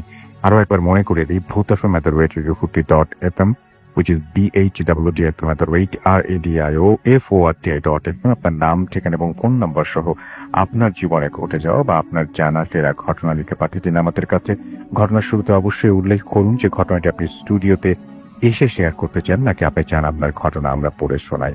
আমাদের সাথে আছেন দেখতে পাচ্ছি মেহেদি হাসান তানি, লিটন নাটোর থেকে আমাদের সাথে আছেন, প্রিন্স রাজ আমাদের সাথে আছেন দেখতে পাচ্ছি এমডি হাসান তানি, আমাদের সাথে আছেন দেখতে পাচ্ছি সৈকত রহমান, আমাদের সাথে আছেন দেখতে পাচ্ছি শূন্য লেখক লিখেছেন মিথ্যা বলে কি লাভ। সেটাই তো, আপনি একটু ভালো করে চিন্তা করে দেখুন, যারা এখানে আসেন তাদের মিথ্যা বলে কি লাভ, আর আপনাকেও বলি সন্দেহ করে কি লাভ। আমাদের সঙ্গে আছেন দেখতে পাচ্ছি সামিমুল ইসলাম শাকিল, গোপালগঞ্জ থেকে তিনি শুনছেন। আমাদের সঙ্গে আছেন দেখতে পাচ্ছি রিফাত খান এবং রাজশাহী থেকে আসেন তিনি। জাহিদ হাসান সাপ্পির আমাদের সঙ্গে আছেন মারিয়া আক্তার মিম আমাদের সাথে আছেন দেখতে পাচ্ছি। এছাড়াও লিটল নাটোর থেকে, আচ্ছা পড়েছি আপনার নাম একবার, আমাদের সাথে আছেন রিধিমান রাকিবুল, তিনি অ্যাপ দিয়ে সাথে আছেন আমাদের সঙ্গে। সেটা রিফাত খান আমাদের সঙ্গে আছেন রাজশাহী থেকে। এমডি রিয়াদ আহমেদ রিয়াদ আমাদের সাথে আছেন মিরপুর থেকে। রুবেল হাসান আমাদের সাথে আছেন, মুজাহিদ কবির আমাদের সাথে আছেন, আমাদের সাথে আছেন এমডি মুন্না, পরিবারের সবাই মিলে শুনছেন। আমাদের সাথে আছেন আকন মোমেদ, জয়পুরহাট থেকে তিনি শুনছেন। এমডি রেশাদ খান আমাদের সাথে বগুড়া থেকে আছেন। মনিরুজ্জামান মুরাদ আমাদের সাথে আছেন দেখতে পাচ্ছি নূরে আলম, এবং আশা করছি যে সবাই ভালো আছেন এবং ভালো লাগছে আমাদের সাথে প্রতিটা মুহূর্ত, এবং ভালোভাবেই উপভোগ করছেন আমাদের সঙ্গে প্রতিটা ঘটনা। তো আমি আরো একটা ঘটনা পড়ে শোনাবো আপনাদেরকে আশা করছি, তবে তার আগে একটা ছোট্ট বিরতিতে যেতে হবে এবং বিরতির পরে আবারও ফিরে আসবো। আশা করছি সেই পর্যন্ত আমাদের সঙ্গে থাকুন। Teaching radio 40FM and do 40। বিশ্বাস করা বা না করাটা কমপ্লিটলি আপনার ব্যাপার। আপনি শুনছেন রেডিও 40FM, আমি রাফতেল আছি সাথে, আমার সাথে আছেন আমাদের আজকের অতিথিরা, এবং আশা করছি যে আপনারা সবাই এখন পর্যন্ত যে কটা ঘটনা হয়েছে তা এনজয় করেছেন। এখন যেটা করব সেটা হচ্ছে আরো একটা ঘটনা শোনাবো, তবে এই ঘটনাটা আমি ইমেইলে পেয়েছি এবং সেই ইমেইলের ঘটনাটি আপনাদেরকে পড়ে শোনাচ্ছি। ঠিক যেভাবে লিখেছেন সেভাবেই পড়ে শোনার চেষ্টা করছি। চলে যাচ্ছে ঘটনায়। একটু বড়ই আছে ঘটনাটি, আশা করছি শুনে আপনাদের ভালো লাগবে। প্রিয় রাসেল ভাই, আশা করি খোদার অশেষ রহমতে ভালোই আছেন। জানি ভালো থাকেন, তাই আর জানতে চাইলাম না আপনি কেমন আছেন। আমি নিয়মিত একজন শ্রোতা, অনেকদিন ধরেই আমার ও আমার পরিবারের সাথে ঘটে যাওয়া কিছু ঘটনা শেয়ার করব ভেবেও সময় ও সুযোগের অভাবে সেটা হয়ে উঠছে না। ঘটনাগুলো হয়তো খুব ভুতুরে না মনে হলেও আমি ও আমার পরিবারের ওপর অনেক বড় দাগ রেখে যাওয়া কিছু স্মৃতি। যাই হোক, কথা না বাড়িয়ে ঘটনা শুরু করা যাক। পূর্বেই বলে রাখা ভালো, আমাদের পরিবারের সাথে ঘটে যাওয়া এই ঘটনাটা অনেকগুলো দুর্ঘটনার সমষ্টি। যশোর জেলার অভয়নগর থানার নোয়াপাড়া পৌরসভার কোনো এক জায়গায় আমাদের গ্রামের বাসা। ছোটবেলা থেকেই আমার বাবা ছিলেন অনেক সাহসী এবং বেপরোয়া। 1980 সালে আমার বাবা ও আম্মার বিয়ে হয়। ঘটনা শুরু অনেকটা তখন থেকেই। বলে রাখা ভালো, পৈতৃক সূত্রে আমার দাদুর অনেক জায়গা জমি ছিল এবং আমার বাবা বিয়ের পর দাদুর থেকে কোনো এক কারণে আলাদা হয়ে যায় এবং দাদুর সীমানার একেবারে শেষের দিকে বাসা বাড়ি তৈরি করে। যদিও আমার বাবা তখন বাড়ি বানাতে শুরু করেন, তখন তার দাদিরা তাকে ওইখানে থাকতে নিষেধ করেন, কারণ জায়গাটা ছিল ভুতুড়ে এবং বিপদ সংকুল। কিন্তু বেপরোয়া ও সাহসী হবার কারণে বাবা কারো কথা তোয়াক্কা না করে ঘর তোলেন। আমার দাদার মুখে শুনেছি যে আমাদের বাড়ির সামনে দিয়ে কোনো এক আমলে এক নদী ছিল এবং আমাদের বাড়ির ওইখানে ছিল শ্মশান ঘাট। আশ্চর্যজনক হলেও সত্য যে এখনো ওখানকার সকল পুকুরগুলো একই সারিতে আছে এবং একইভাবে ভৈরব নদীতে মিশেছে। যাই হোক, ওখানে এক শিমুল গাছ ছিল শুনেছি, যেটা ছিল অনেক বড় এবং পুরনো, এবং তার নিচ থেকে নাকি বিভিন্ন সময় বিভিন্ন খাবারের গন্ধ পাওয়া যেত। যাই হোক, বাড়িতে থাকা শুরু করার পর থেকে আব্বু এবং আম্মু অনেক অদ্ভুত ও ভুতুড়ে ঘটনার সম্মুখীন হয়। যেমন কখনো রাতে বাইরে বেরোলে দেখতে পেত বিশাল সাইজের কালো গরু অনেক বড় উঁচু উঁচু গাছের মগডাল ভেঙে পাতা খাচ্ছে, কখনো বা ছায়ামূর্তি। রান্নাঘরে মাছ ভাজির সময় জানলা দিয়ে কেউ হয়তো বা যাচ্ছে, ইত্যাদি। ঘটনাগুলো অদ্ভুত শোনা গেলেও এটাই সত্যি। এবার প্রকৃত ঘটনায় আসছে। পূর্বে উল্লেখ করেছি শিমুল গাছটি আমাদের অনেক ক্ষতি করত, যেমন ওটার জন্য নিচে পুকুরের ছায়া পড়ত, যেটা পুকুরে মাছ চাষের অন্তরায় হয়ে দাঁড়ায় এবং অনেকগুলো গাছেরও ক্ষতি করত। এরকম নানাবিধ কারণে স্থান সংকুলন না হওয়ায় আব্বু সিদ্ধান্ত নিয়েছিলেন যে গাছটা কেটে ফেলবেন। কিন্তু বাবা যখন গাছটি বিক্রি করে দেন, তখন এক রাতে শুভের কাদিকের সময় তিনি উপলব্ধি করেন কে যেন তার জানালার কাছে এসে ভারী কণ্ঠে বলে, গাছটি কাটিস না, তোর অবমঙ্গল হবে। এই কথা শোনার পর, যেহেতু গাছটি ছিল অনেক পুরনো, তাই তিনি আমার দূর সম্পর্কের এক দাদু, যিনি পেশায় ফকির, তার কাছে যান এই খবর নিতে যে গাছটি কাটলে কোনো ক্ষতি হবে কিনা। কিন্তু তিনি জানেন না, তিনি জানান যে তিনি জিনের মারফত জানতে পেরেছেন পাশে আরো অনেক বড় বড় শিশু গাছ আছে, সুতরাং কোনো প্রবলেম হবে না। যেই শোনা সেই কাজ। গাছটি কাঠুরিয়া যখন কাটা আরম্ভ করে, সেখান থেকেই ঘটনা শুরু আমাদের পরিবারের সাথে। বোধ রাখা ভালো, আমরা ছিলাম 2 ভাই ও 2 বোন। আমার ছোট বোন, আমি সবার ছোট, এবং তখন আমি জন্মগ্রহণ করি নাই। আমার বড় ভাইয়ের বয়স ছিল মাত্র 8 মাস। গাছ কাটা মাত্রই আমার বড় ভাই ও আব্বুর মারাত্মক অসুস্থ হওয়া শুরু হয় এবং অনেক কষ্টে তারা সুস্থ হন। কিন্তু ঘটনা এখানে শেষ হয়ে যায় না। তখন থেকেই একটার পর একটা ঘটনা ঘটতে থাকে আমাদের পরিবারের সাথে। যেমন ছোট অবস্থায় আমার বড় ভাইয়া একদিন পানিতে পড়ে যায়, যদিও ঘরে পরিবারের লোকজন তাকে উদ্ধার করে। তারপর একদিন সে সবেমাত্র দাঁড়াতে পারে, তখন দেখা যায় সে খেলা করছে আর তার সামনে অনেক বড় একটা সাপ। যদিও তাকে কামড় দেয় নাই এবং পরিবারের লোকজন দেখা মাত্রই সাপটি চড়ে যায়। আরেকটু হলে সে কয়েকবার গাছ থেকে পড়ে যায় এবং তখন সে বলে কি যেন তাকে ধাক্কা দিয়ে গাছ থেকে ঠেলে দিয়েছে। এরকমই চলতে থাকে। এরপর ভাইয়া যখন 7 বছর বয়স, আমি জন্মগ্রহণ করি এবং ছোটবেলা থেকে আমিও অদ্ভুত কিছু জিনিস লক্ষ্য করতাম। যেমন আমি অহেতুক ভয় পেতাম, বিশেষ করে আমি একা ঘুমালে অদ্ভুত কিছু স্বপ্ন দেখতাম, যেখানে আমাকে টেনে নিয়ে যাওয়া হতো। আমি উপলব্ধি করতাম কিন্তু আসলে আমি ঘরেই থাকতাম। আমি গভীর রাতে যখনই উঠতাম, তখনই কিছু ছায়ামূর্তির আনাগোনা লক্ষ্য করতাম আমাদের চারপাশে। কিন্তু এই বিষয়টা অনেক ছোটবেলা থেকে দেখতে দেখতে এমন হয়ে গিয়েছিল যে পরবর্তীতে আমি এটাতে ইউজড হয়ে যাই এবং ভয় পেতাম না। আমার ভাইয়া মাদ্রাসায় পড়তেন। যখন তিনি হেফজখানায় ভর্তি হন, কিছুদিন পরেই ঘটে সব থেকে হৃদয় বিদারক ঘটনা। আমি এবং আমার আম্মু তখন ঢাকায় ছিলাম। বাসায় ছিল শুধু আব্বু আর বড় ভাইয়া। গভীর রাতে ভাইয়া একা একা বাইরে যায় প্রাকৃতিক প্রয়োজনে, এবং প্রথম দিকে উল্লেখ করেছিলাম যে শিমুল গাছটি কেটে ফেলা হয়েছে, তার পাশে ছিল শিশু গাছ। সেখানে দেখে যে একটা অবয়ব অনেক লম্বা, পা ঝুলিয়ে গাছের মগ ডালে বসে রয়েছে এবং পা উঁচু করে গাছটির হাতে মাটি ছুঁয়ে আছে। এটা থেকে ভাইয়া অত্যধিক রকমের ভয় পান। তখন সে তাড়াহুড়া করে রুমে ঢুকলে বাবা তাকে জিজ্ঞেস করে কি হয়েছে। তখন ভাইয়া শোনা মাত্রই সেখানে ছুটে যায় এবং আশেপাশের জায়গা ঘুরিয়ে দেখায়, কিন্তু কিছু নাই। তবুও তার ভয় কাটে না। তারপর অনেক প্রচুর কবিরাজ ডাক্তার দেখানো হয়, কিন্তু ভয় পাওয়ার পর থেকে তার বুকে ব্যথার প্রবলেম হয় এবং সেটা থেকে তার পরিত্রাণ মেলে না। পরবর্তী কিছুদিনের মাথায় সামান্য ডায়রিয়া জনিত কারণে ভাইয়া পরলোক গমন করেন। ভাইয়া মারা যাওয়ার পর থেকে আমাদের সাথে বিভিন্ন ধরনের ঘটনা ঘটতে থাকে। ইতোপূর্বে ঘটনাগুলো থেকে সেগুলো ভিন্ন। যেমন আমার ভয় পাওয়ার মাত্রা আরো বেড়ে যায়। আমি ঘুমানোর জন্য চোখ বন্ধ করলেই আমি স্বপ্নে দেখি ভয়ঙ্কর জায়গায় চলে গেছি, ভয়ঙ্কর প্রাণীর মুখোমুখি হয়েছি। আমার এই সমস্যা সমাধানের জন্য হুজুর, কবিরাজ ও ডাক্তার দেখানো হয়েছিল, যেখানে হুজুরের সন্ধান পেতে আমার বাবা সেইখানেই গিয়েছে, সেখানকার তাবিজ আমার কাছে রেখেছে, কিন্তু কোনো কিছুতেই কিছু হয় না। এদিকে ঘটনায় এদিকে আল্লাহর কাছে অনেক ডাকাডাকির পর আমি একদিন আব্বু স্বপ্নে দেখলেন কে যেন তার স্বপ্নে এসে বলছে দ্রুত এই বাড়ি ত্যাগ করতে। এখানে বলে রাখা ভালো যে আমার বাবা ছোটবেলা থেকেই 5 ওয়াক্ত নামাজ আদায় করতেন এবং বড় কোনো সমস্যায় পড়ার আগে কেমন যেন টের পেয়ে যেতেন। এদিকে বাড়ি বানিয়ে উঠতে একটু কালক্ষেপণ হওয়ায় আমার বাবা ওই একই স্বপ্ন দেখলেন, কিন্তু এবার ভিন্নভাবে। তিনি দেখলেন যে সাদা কাফন পরা কোন এক লম্বা অবয়ব তার কাছে এসে বলছে যে তুই বাড়ি ছাড়বি বলে ছাড়ছিস না, তোর আবার অসুবিধা হবে। ঠিক তার পরের দিনে আমি খেলাধুলার সময় পেটে তীব্র আঘাত পাই এবং দম নিতে না পেরে জ্ঞান হারিয়ে ফেলি। তারপর আমার আমাকে নানুর বাড়িতে পাঠানো হয় যতদিন পর্যন্ত বাড়ি তৈরির কাজ সম্পন্ন না হয়।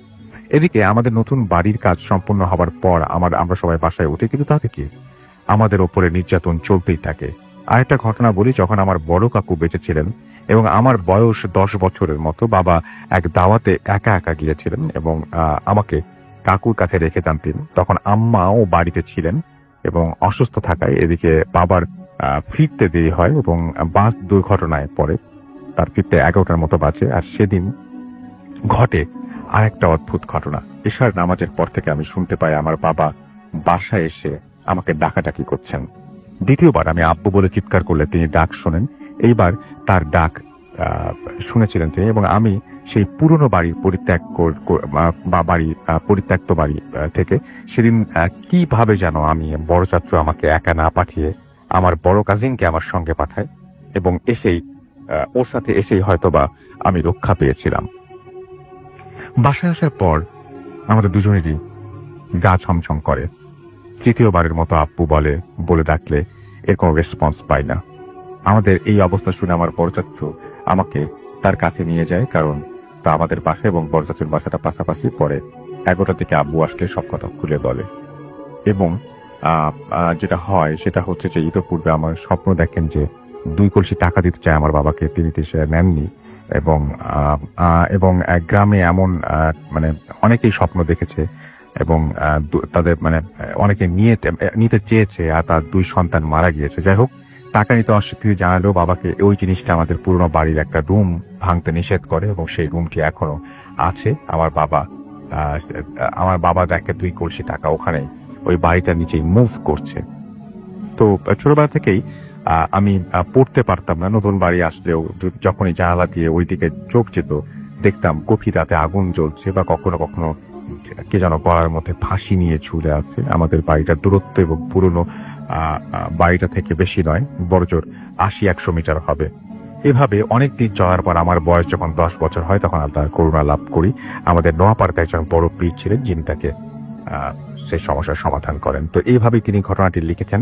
আরো বেশ কিছু লিখেছেন, তবে আমার মনে হয় যে এইটুকুই যথেষ্ট এবং আশা করছি আপনারা সেটা এনজয় করেছেন এবং এনজয় করলে জানাবেন অবশ্যই।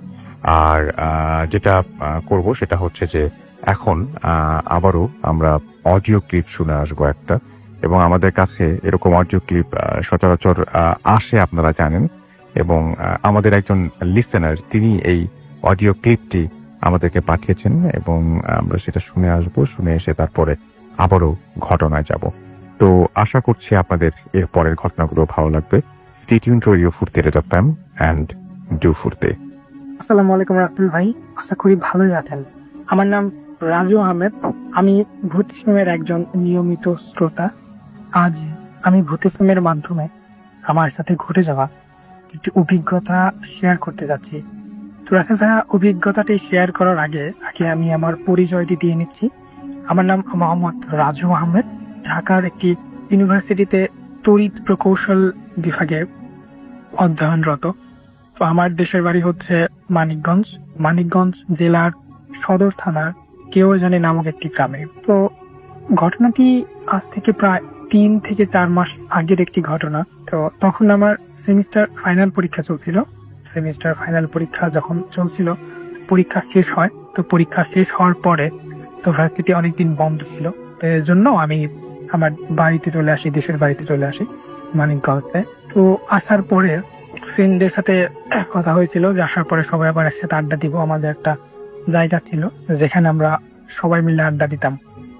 তো বিকেলের দিকে আমি সেখানে চলে যাই। তো জায়গাটা হচ্ছে আমাদের বাসা থেকে প্রায় 10-15 মিনিট দূরে একটি নদী রয়েছে, শুকনো নদী। নদীর পাড়েই আমরা আড্ডা দিতাম। তো ওইখানে চলে যাই এবং আমরা সকলে আড্ডা দিতে থাকি, কথা বলতে থাকি। অনেকদিন আসা হয়েছিল না, সেজন্য অনেক কথা জমেছিল, অনেক কিছু ছিল, শেয়ার করতেছিলাম, কথা বলতেছিলাম। তো বিলো করতে করতে আমাদের রাত 8-9টা বেজে যায়। তো তখন বাসা থেকে ফোন আসে যে 8-9টা বেজে গেছে, তুমি বাসায় ব্যাক চলে আসো। তো রাসেল ভাই, আমি যেহেতু বাবা ফোন দিয়েছিল, আমি বাসাতে চলে আসি। চলে আসার পরে ডিনার কমপ্লিট করি। ডিনার কমপ্লিট করার পরে শোয়ার প্রস্তুতি নেই, আমি আমার রুমে চলে যাই। অনেকদিন আসা হয়েছিল না, রুমটা আগে কি ঝাড় দিয়ে রেখে দিত মা। তো রুমে চলে আসি। তো রুমে চলে আসার পরে শোয়ার প্রস্তুতি নেই এবং শুয়ে শুয়ে গান শুনতে থাকি, সেটিং করতে থাকি। মানে ঘুমানোর আগে এগুলো মানে অভ্যাস হয়ে গেছে আর কি। শোয়ার সাথে সাথে ঘুম আসে না। তো তার কিছুক্ষণ পরেই ঘুম চলে আসে এবং রিসেন্টলি আমি ঘুমিয়ে পড়ি।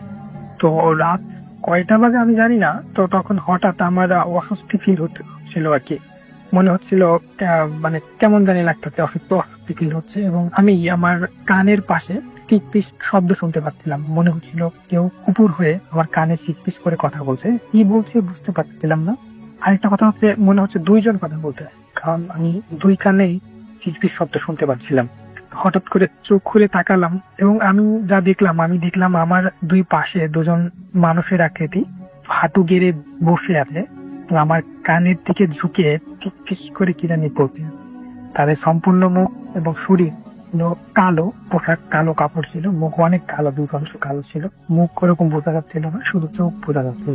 চোখে ছিল সম্পূর্ণ সাদা, কোনো মনি ছিল না চোখ। খুবই ভয়ঙ্কর চেহারা ছিল, মানে এই ফেস কল্পনা করা অসম্ভব নয়, এতটাও ভয়ঙ্কর ফেস ছিল। তো তারপরে আমি এটা দেখার পরে আমি বুঝতে পারছিলাম যে আমার সাথে হয়তো খারাপ কিছু হতে চলেছে। তো আমি আমার চোখ বন্ধ করে ফেলি এবং আমার শরীর শেকিং হতেছিল, কাঁপতেছিল, দোয়া পড়তেছিলাম। তো দোয়া পড়ার একটু পরে দেখি মানে ফিটফিট শব্দগুলো নেই, প্রায় 30-40 সেকেন্ড হবে এরকম, শব্দগুলো নেই। তো আমি ভাবলাম হয়তো চলে গেছে বা বিপদ কেটে গেছে। তো সেজন্য আমি উঠে বসলাম এবং দেখলাম কেউই নেই। আবার শুয়ে পড়লাম। শুয়ে পড়ার পরে আমি ডান দিকে তাকিয়ে দেখি একটা ছোট কালো বাচ্চা আমার ফ্লোরে দিক দিয়ে হামাগুড়ি দিতেছে। অনেক কুচকুচে কালো হামাগুড়ি দিচ্ছে, শরীরে কিছুই নেই। আমি ওটা দেখার পর প্রচন্ড ভয় পেয়ে যাই এবং তার মুখটা ছিল সম্পূর্ণ লাল, মানে ফুল বডি লাল, মানে লাল কালার, মানে ফুল রেড। চোখগুলো ছিল ওইরকমই সাদা। সেজন্য আমি প্রচন্ড ভয় পেয়ে যাই এবং আমি হঠাৎ করে একটা শব্দ শুনতে পারি যে আমার সাইডে একটি জানলা ছিল, ধাম করে একটা শব্দ হয়, জানলাটি খুলে যায়। খুলে যাওয়ার পরে দেখি যে 2 জন লোককে আমি আমার সাইডে উবু হয়ে মানে আমার কানে ফিসফিস করছিল, ঠিক ওই 2 জন লোক ওই জানালার পাশে দাঁড়িয়ে হাত নেড়ে আমাকে ডাকলে আর কি, হাত রাখতে। তো রাসেল ভাই, এটা দেখার পরে আমার সহ্য করার ক্ষমতা ছিল না। আমি সাথে সাথে সেন্সলেস হয়ে পড়ি এবং হঠাৎ করে আমি ফিল করি যে আমার মুখে পানি পড়তেছে। তো দেখি আমার একটা ছোট ভাই আছে, তো সিরিজ দিয়ে মানে ছেলে মেয়ে খেলা করে না, যে ইঞ্জেকশনের যে সিরিজ, ওটা সুই ইঞ্জেকশন দেওয়ার পরে ওটা দিয়ে পানি ভরে ইয়েটা করে, তো জানলা দিয়ে আমার মুখে পানি মারতেছে। তো আমি ঘুম ভেঙে যাই, দেখি সূর্য উঠে গেছে, সকাল 9টা বাজে। তো আমাদের গ্রামে তো অনেক সকাল সবাই ঘুম থেকে উঠে, ওরা আগে উঠে গেছে, আমি উঠিনি, এই জন্য পানি মারছিল। তো আমি বললাম পানি মারতিস কেন, মানে প্রচন্ড রাগ হলো। আর এমনি ভয়ের মধ্যে ছিলাম, কাহিনীটা ঘটে গেছে আমার সাথে।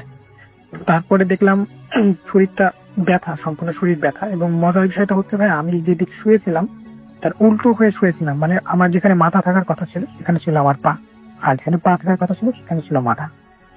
উঠলাম, ওঠার পরে ফ্রেশ হলাম। তারপরে ছোট ভাইকে বললাম যে তুই মারছিলি কেন, পানি মারছিলি কেন? তো ওই বললো যে জানালা খুলে শুয়েছিলি কেন, ওই জন্য তোমাকে উঠোনি এখনো পাতায় পানি দিয়েছিলাম। তো আমার ভাইয়া মনে আছে আমি জানালা বন্ধ করেই শুয়েছিলাম, আমি কখনো জানালা খুলে শুই না, ওই জানালা স্বপ্ন বন্ধ করে দিই। তখনই আমি ভাবলাম যে ওই ঘটনাটা আমার সাথে সত্যি ঘটেছিল, এটা কোনো স্বপ্ন ছিল না। সেজন্য এটা আমি আমার এক ফ্রেন্ড শেয়ার করি যে এরকম হয়েছে। ও আবার এগুলো সম্বন্ধে একটু ভালো জানতো। তো ও আমাকে বললো যে হয়তো তোর বাসায় অনেকদিন থাকিস না, তোর রুমটা অনেকদিন ধরে বন্ধ ছিল, তো কোনো খারাপ দিনে তা থাকতো, তো যে তুই ঘুমিয়েছিলি হয়তো তাদের ডিস্টার্ব হয়েছিল, এই জন্য তোর সাথে ওরা একটু ভয় দেখানোর চেষ্টা করতে মানে মানে ঘরটা বন্ধ দেওয়া হয়, সবকিছু পরিষ্কার টরিষ্কার করে ইয়া করা হয়। তো এরপরে ভাইয়া আর কোনো ইয়া হয়নি, আর 2-3 দিন ছিলাম আমি, আর বাসায় এগুলো শেয়ার করিনি ভাইয়া, কারণ তাহলে হয়তো অনেক চিন্তা করতে পারে বাসা থেকে, আর আমি খুবই ভয় পেয়ে গেছিলাম জন্য মানে বড় কিছু যদি হয়ে যায় বাসায় শেয়ার করলে, দেখা গেছে এটা বাসায় শেয়ার করলাম, তারপরে কোনো ঝামেলা হয়ে গেল, সে পরে দেখা গেল ঢাকায় পাঠিয়ে দিলাম, আমি বাড়িতে থাকতে পারলাম না, এই জন্য শেয়ার করিনি। পরে কোনো প্রবলেম হয়নি ভাইয়া, 3-4 মাস পার হয়ে গেছে, এখন কোনো প্রবলেম হয়নি, আল্লাহর মধ্যে ভালোই আছে। এটা ছিল আমার সাথে ঘটেছে একটি অভিজ্ঞতা, আমি চাই না এরকম অভিজ্ঞতা আরো কারোর সাথে ঘটুক, কারণ এটি কতটা ভয়ঙ্কর যে যার সাথে ঘটে সেই শুধু বুঝতে পারে, আর এটা বর্ণনা দিয়ে এটা 10% বোঝানো কাউকে সম্ভব না। তো ভাই ভালো থাকবেন, ভূত এরকম সবসময় থাকুক, এটাই চাই। আর ধন্যবাদ শেয়ার করেন। বিশ্বাস করা বা না করাটা আপনার ব্যাপার।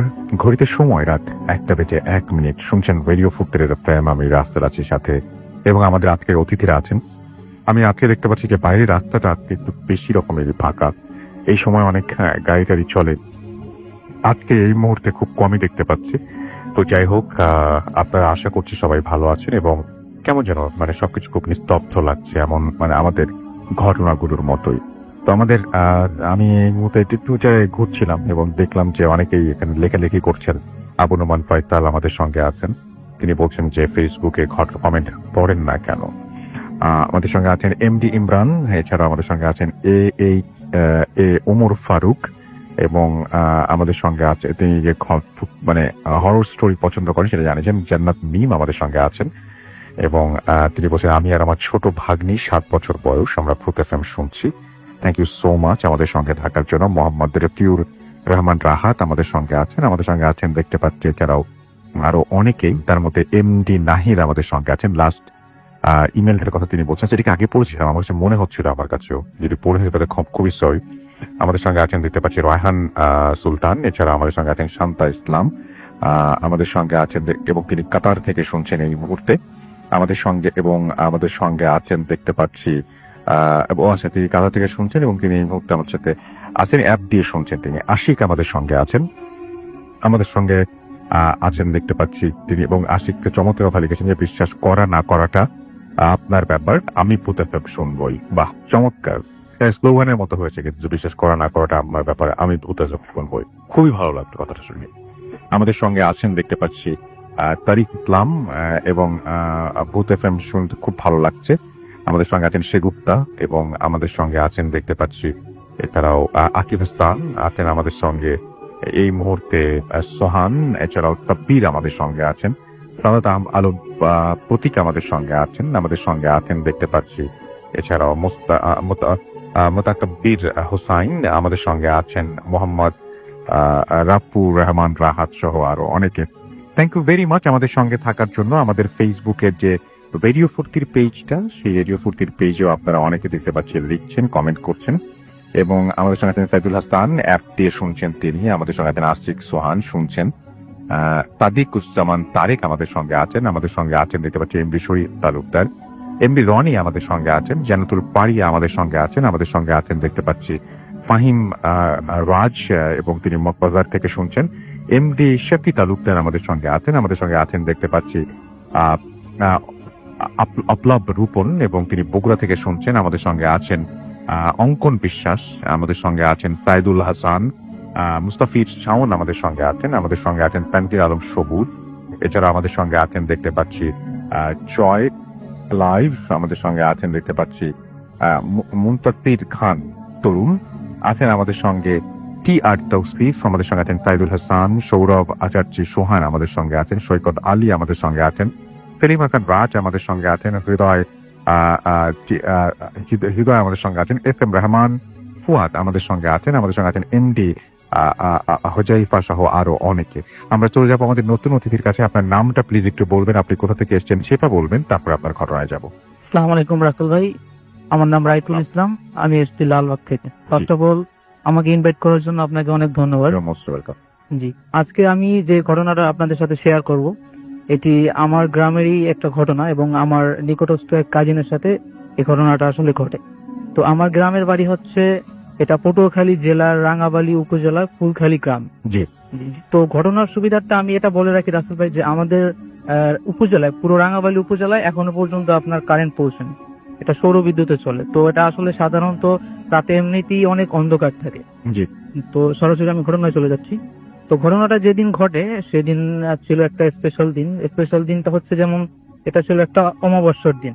জি। অমাবস্যা হচ্ছে এটাকে বলে, আমাদের এলাকা প্রচলিত বলে যে মণি অমাবস্যা, মানে মণি অমাবস্যা। মণি অমাবস্যার বিশেষত্বটা একটু বলবেন? এটার বিশেষ যেমন আমি জানি না এটা জি, সম্পর্কে। এটা হয়তো অনেকে এটার সাথে পরিচিত নয়, কারণ এটার বিশেষণ হচ্ছে যে আপনার সবগুলো অমাবস্যার ভিতরে এটা সবচেয়ে বেস্ট। যারা আপনার ওঝা কিংবা যারা জিন হাজির করে জি। অথবা যারা বিভিন্ন ধরনের রিচুয়াল করে তাদের জন্য এটা স্পেশাল। তাদের জন্য এটা স্পেশাল, কারণ এই দিনে হয়তো এই এন্টিটি গুলো বেশি ঘুরে বেড়ায়।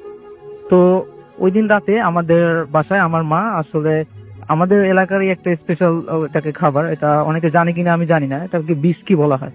এটা হচ্ছে আপনার চাল, চিনি এবং গুড়ের আপনার মিশ্রণে এটা আর কি তৈরি করা, এটা ধরনের খাবার, মিষ্টি জাতীয় খাবার। তো ওই দিন তো যেহেতু আমার যে কাজিন ছিল, তো ওনার সাথে আমাদের ফ্যামিলির সাথে খুব একটা ঘনিষ্ঠ রিলেশন। তো ওই দিন উনিও আমাদের বাসাতে গিয়েছিলেন ওই জি। বিস্কি খাবার জন্য। জি। তো সন্ধ্যার পরে আমি আমার ভাই, আজকে উনি একটিতে আসলেন আমার সাথে, আমি আমার ভাই এবং আমার ফ্যামিলির সবাই, আমার সেই কাজিনও ছিল। তো আমরা সবাই একসাথে আমরা সেই বিস্কি একসাথে সবাই খেলাম। খাবার কি? জি জি, বিস্কি বলা হয় এটা। এটা কি জিনিস? এটা আমি একটু আগে হয়তো বলেছিলাম আসলে, এটা হচ্ছে এক ধরনের খাবার, সেটা আপনার চাল, চিনি এবং আপনার গুড় এগুলো দিয়ে বানানো হয়। আচ্ছা, এটা আমি আরো একবার শুনে নিলাম। জি, তারপরে বলেন। এটাকে বলা হয় বিস্কি। তো ওটা হচ্ছে ওটা খাবার পরে তো আমার যে কাজিন ছিল, তো উনি মানে ওঠার জন্য খুব তাড়াহুড়া করলো। তো তখন আমার মায়ের ব্যাপারে আমি একটা জিনিস বলে দিই, সেটা হচ্ছে আমার মা আপনার কোনো কিছু ঘটার আগে এই বিষয়গুলো আসলে জানতে পারে, কারণ আমার মা একটা জিনিস যারা যদি কখনো সময় হয় নেক্সট টাইম আমি সেই ঘটনাটা বলবো। বাট তো আমার মা অনেক করে নিষেধ করলেন। আমার মা আসলে বুঝতে পারছেন যে ওর সাথে সামথিং রং, কোনো একটা ঝামেলা আছে। কোনো একটা ঝামেলা হতে যাচ্ছে, বাট উনি আসলে শুনলেন না। তো মা বললেন যে তুই যাস না, দেখ ওনার নাম ছিল হিরণ। তো তুই হিরণ, তুই যাস না, তুই রায়তুল এবং মিঠুন আমার বড় ভাই, ওদের সাথে ঘুমিয়ে পড়। তিনি আসলে শুনলেন না, উনি মানে অনেকটা উপেক্ষা করেই উনি চলে গেলেন বাইরে। তো চলে যাওয়ার পরে এটা আসলে উনি চলে যাওয়ার হয়তো 10 থেকে 20 আধা ঘন্টা এরকম পরে আমরা একটা শব্দ শুনতে পেলাম আমরা বাসা থেকে। আচ্ছা। শব্দটা হচ্ছে অনেকটা গোয়ানির মতো, মানে মানুষ কেউ যদি আহত হয় কিংবা চিৎকার করে ভয় পেলে এরকম একটা সাউন্ড আসলে আমরা শুনতে পাচ্ছি, মানে পুরো স্পষ্ট না। আচ্ছা। তো আমরা ওই দিন রাতে আর বের হলাম না, কারণ হচ্ছে যে এটা একটা মহি অমাবস্যার দিন। জি। সাধারণত আমাদের গ্রামে প্রচলিত, মানে এই দিনেও কেউ এরকম বের হয় না। তো আমার ওই ভাই ছিল খুব সাহসী, এই জন্য আসলে উনি বের হতে সাহস দেখিয়েছিলেন। তো আসলে পরে ওইদিকে ওনার সাথে যেটা ঘটে, তো আমি রাসেল ভাই, আমি এখানে একটা জিনিস স্কিপ করে দিয়েছি, যেটা হচ্ছে আমার বাড়ির বর্ণনাটা আমি একটু দিই ছোট্ট করে। সেটা হচ্ছে আমার বাড়ির সামনে একটা পুকুর আছে, জি। পুকুরের কর্নারে হচ্ছে আপনার একটা খেজুর গাছ, আর আরেক কর্নারে হচ্ছে আমাদের কবরস্থান, পারিবারিক জি। কবরস্থান, আমাদের যে বাড়ি সেই পারিবারিক কবরস্থান। তো উনি যখন আমাদের বাড়ির দরজার খেজুর গাছের সামনে আসছেন, আসার পরে তো উনি দেখলেন যে কেউ ওনার নাম ধরে ডাকছে, যে কে তুই, তো আজকে অনেক বিস্কি খেয়েছিস, আমার জন্য কি এনেছিস, আচ্ছা। মানে এরকমের কিছু একটা প্রশ্ন করলো। তো উনি আসলে এটা তো অবাক হলেন না, কারণ উনি জানেন যেহেতু আজকে অমাবস্যার দিন, তো আমার মনে হয় কেউ আমাকে এরকম ভয় দেখানোর চেষ্টা করছে। মানে উনি আসলে বেসিক্যালি এগুলোতে কোনো পাত্তাই দিতেন না, মানে আচ্ছা। উনি এরকমের একটা লোক ছিলেন। তারপরে উনি সামনে গেলেন আর কি, তো খেজুর গাছের সামনে গেলেন, তখন একটা অস্পষ্ট একটা ছায়ার মতো তিনি দেখতে পেলেন। তো অস্পষ্ট একটা ছায়া, বাট ওটা মানুষের মতোই, আপনার ওটা ফর্ম যেটা, এটা মানুষের মতোই, বাট ওইটা মানে পুরোপুরি চেহারাটা তিনি দেখতেছিলেন। জি। তো একটা সময় উনি যখন ওইটার সামনে গেলেন, সামনে যাওয়ার পর উনি ভাবতেন যে হয়তো আমাদেরই আরেক বড় ভাই আছে, ওনার নাম জাকি। তো উনি মনে করছেন যে উনি, যে আজকে তো অনেক অন্ধকার, এই কারণে আমার চেহারাটা দেখা যাচ্ছে না হয়তো। তো উনি ওটার সামনে গেলেন, সামনে কি জাকি তুই আমার সাথে দুষ্টামি করছিস, এটা বলার সাথে সাথেই ওইটা হচ্ছে ওনাকে জোরে একটা ধাক্কা মারলো, মানে আচ্ছা। পুকুরের দিকে ধাক্কা মারলো, যাতে উনি গিয়ে পুকুরে পড়ে যায়। মানে আচ্ছা। এভাবে আর কি ওনাকে ধাক্কা মারলো। ধাক্কা মারার পরে উনি ভাবলেন যে ও আজকে একটু বেশি করতেছে, মানে ধাক্কা মারে এরকম, এটা কি ধরনের বদ অভ্যাস। তো উনি আসলে উনি উঠলেন, ওঠার পরে উনি বললেন যে আমার সাথে দুষ্টামি করতেছিস, আমিও তোকে আজকে পুকুরেই ফেলাবো। তো উনি তখন ওই জিনিসটার গায়ে হাত দিলেন ফার্স্ট টাইম। তো গায়ে হাত দেওয়ার পরে উনি যেটা ফিল করলেন রাসেল ভাই, সেটা মানে উনি দেখলেন যে ওর গায়ের লোম, এটা অনেক লোমস একটা শরীর, এবং শরীরের লোম গুলো হচ্ছে আপনার অনেক লম্বা লম্বা লোম। ওই সময় তিনি আসলে কোনো চেহারা দেখতে পাচ্ছিলেন না, তো উনি বুঝেন নাই। তো লোম যখন তিনি দেখলেন তখন আসলে বুঝতে পারলেন যে না, এই জিনিস কোন একটা ঝামেলা আছে। জি, ঝামেলা আছে, এটা প্যারানর্মাল কোনো একটা কিছু। তখন তিনি বুঝতে পারলেন যে এটা জাকির না। তো তখন ওদের সাথে কতক্ষণ ওনার ধাক্কাধাক্কি হলো। ধাক্কাধাক্কি হওয়ার এক পর্যায়ে উনি অনেকটা দুর্বল হয়ে পড়লেন। অনেক শক্তিশালী লোক কিন্তু উনি, বাট ওই সময় আসলে উনি অনেক দুর্বল হয়ে পড়লেন। দুর্বল হয়ে পরে আসলে উনি তখন আল্লাহ আল্লাহ করতেছিলেন, যে দোয়া দুরুদ জানে, দোয়া দুরুদ পড়ার চেষ্টা করছিলেন, বাট ওনার মুখ দিয়ে কিছুই বের হলো না। একটা সময় ওইটা ওনাকে ধাক্কাতে ধাক্কাতে একেবারে পুকুরের পাড়ে নিয়ে আসে। তো আমাদের পুকুরের পাশে আর একটা রেন্টি গাছ ছিল। তো রেন্টি গাছটা উনি তো ওই সময় চেষ্টা করেন যে যতটা সম্ভব রেন্টি গাছটাকে ধরে যাতে ওটা নাকি পুকুরে না ফেলতে পারে।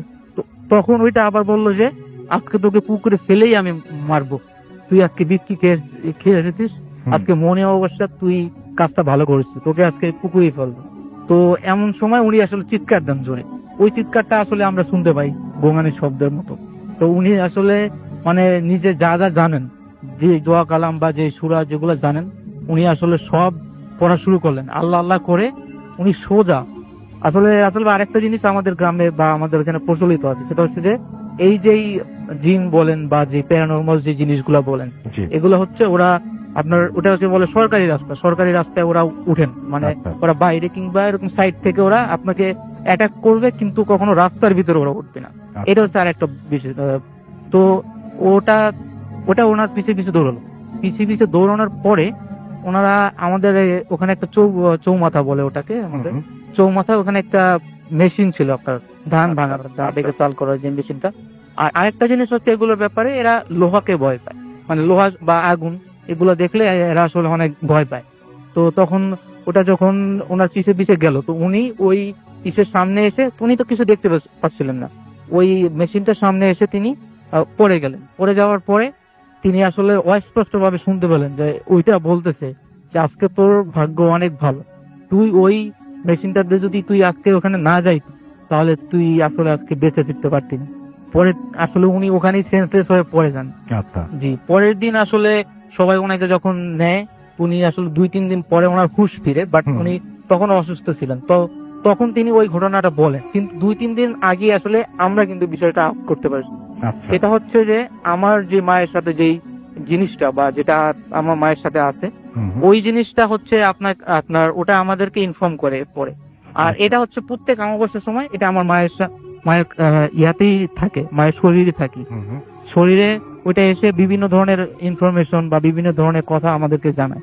তো ওটা মায়ের শরীরে এসে, জি জি, ওটা এখনো আছে। ওটা আসলে আমার মায়ের, জানি না এটা দুর্ভাগ্য নাকি, এটা আসলে এখনো আমার মায়ের সাথে একটা প্রজেক্ট। তো এটা যখন আসলো এসে বললো যে ওকে তো আমি বারণ করছিলাম, ওকে আমি অনেকবার বারণ করছি, কিন্তু তারপরও ও আসলে আমার কথা শোনেনি। তো ওকে আমার ভাই, ওনার হচ্ছে আরেকটা কথা বলে রাখি যে আমার মায়ের সাথে যেই জিনিসটা আছে সেটা হচ্ছে আপনার ওরা 2 ভাই। তো 2 ভাই ওরা আমার মায়ের সাথে যেটা আছে ওইটা আমাদের পুকুর পাড়ে একটা তুলো গাছ আছে, ওইটাতে থাকে। আর ওর যে ভাই ওইটা হচ্ছে আপনার আমাদের খেজুর গাছ, ওখানে থাকতো। ওর ভাইটা হচ্ছে একটু বদ প্রকৃতি, মানে মানুষকে ভয় দেখাতে কিংবা মানুষের সাথে ইয়া করতে ওর পছন্দ করে। তো ওটা আমার মায়ের সাথে যেটা ইয়া করে, ও বললো যে ওই আমার ভাই ওকে ও মিষ্টি জিনিস খেয়ে গেছে কিন্তু ও পানি খায়নি, আর ওরা আমি বারবার বারণ করছি, আর আজকে ছিল মনে অবস্যার দিন, তো এই জন্য ওকে ও অ্যাটাক করছে। এরপরে আসলে আমার ওই ভাই প্রায় দীর্ঘ 6 মাস পর্যন্ত আসলে উনি জ্বর প্লাস বিভিন্ন ধরনের শারীরিক অসুস্থতা উনি ভুগছেন, এবং অনেক ওঝা প্লাস অনেক কিছু উনি ইয়া করছেন, বাট উনি 6 মাস তারপর ওনাকে ভুগতে হয়েছে। আর আরেকটা জিনিস বলে আমি আসলে শেষ করতে চাই রাসেল ভাই, সেটা হচ্ছে যে আমার মায়ের সাথে যে জিনিসটা, এটা আসলে আমরা আমাদের ফ্যামিলির সবসময় আমাদের ফ্যামিলির দিকে ওরা শেপ করে। এই যেমন আমি যে ঢাকাতে থাকি, তো অনেক সময় আমার মায়ের ওটা আসলে আমার মায়ের সাথে যখন ভর করে তখন এসে বলে আমার কথা, বিভিন্ন ধরনের কথা বলে যে ও বাসায় একা ছিল, ওকে আজকে আমি দেখেছি ও আজকে দরজা না দিয়ে ঘুমিয়ে গেছে। তো এটা আসলে আমার মার জানার কথা না। তো পরের দিন হয়তো আমাকে ফোন দিয়ে বলে যে তুমি কি কালকে রাতে দরজা না দিয়ে ঘুমিয়েছো, তো হুম। এটা তুমি কিভাবে জানলে? আমি তো সকালে আসলেই দেখি যে দরজা আমি লক করি নাই।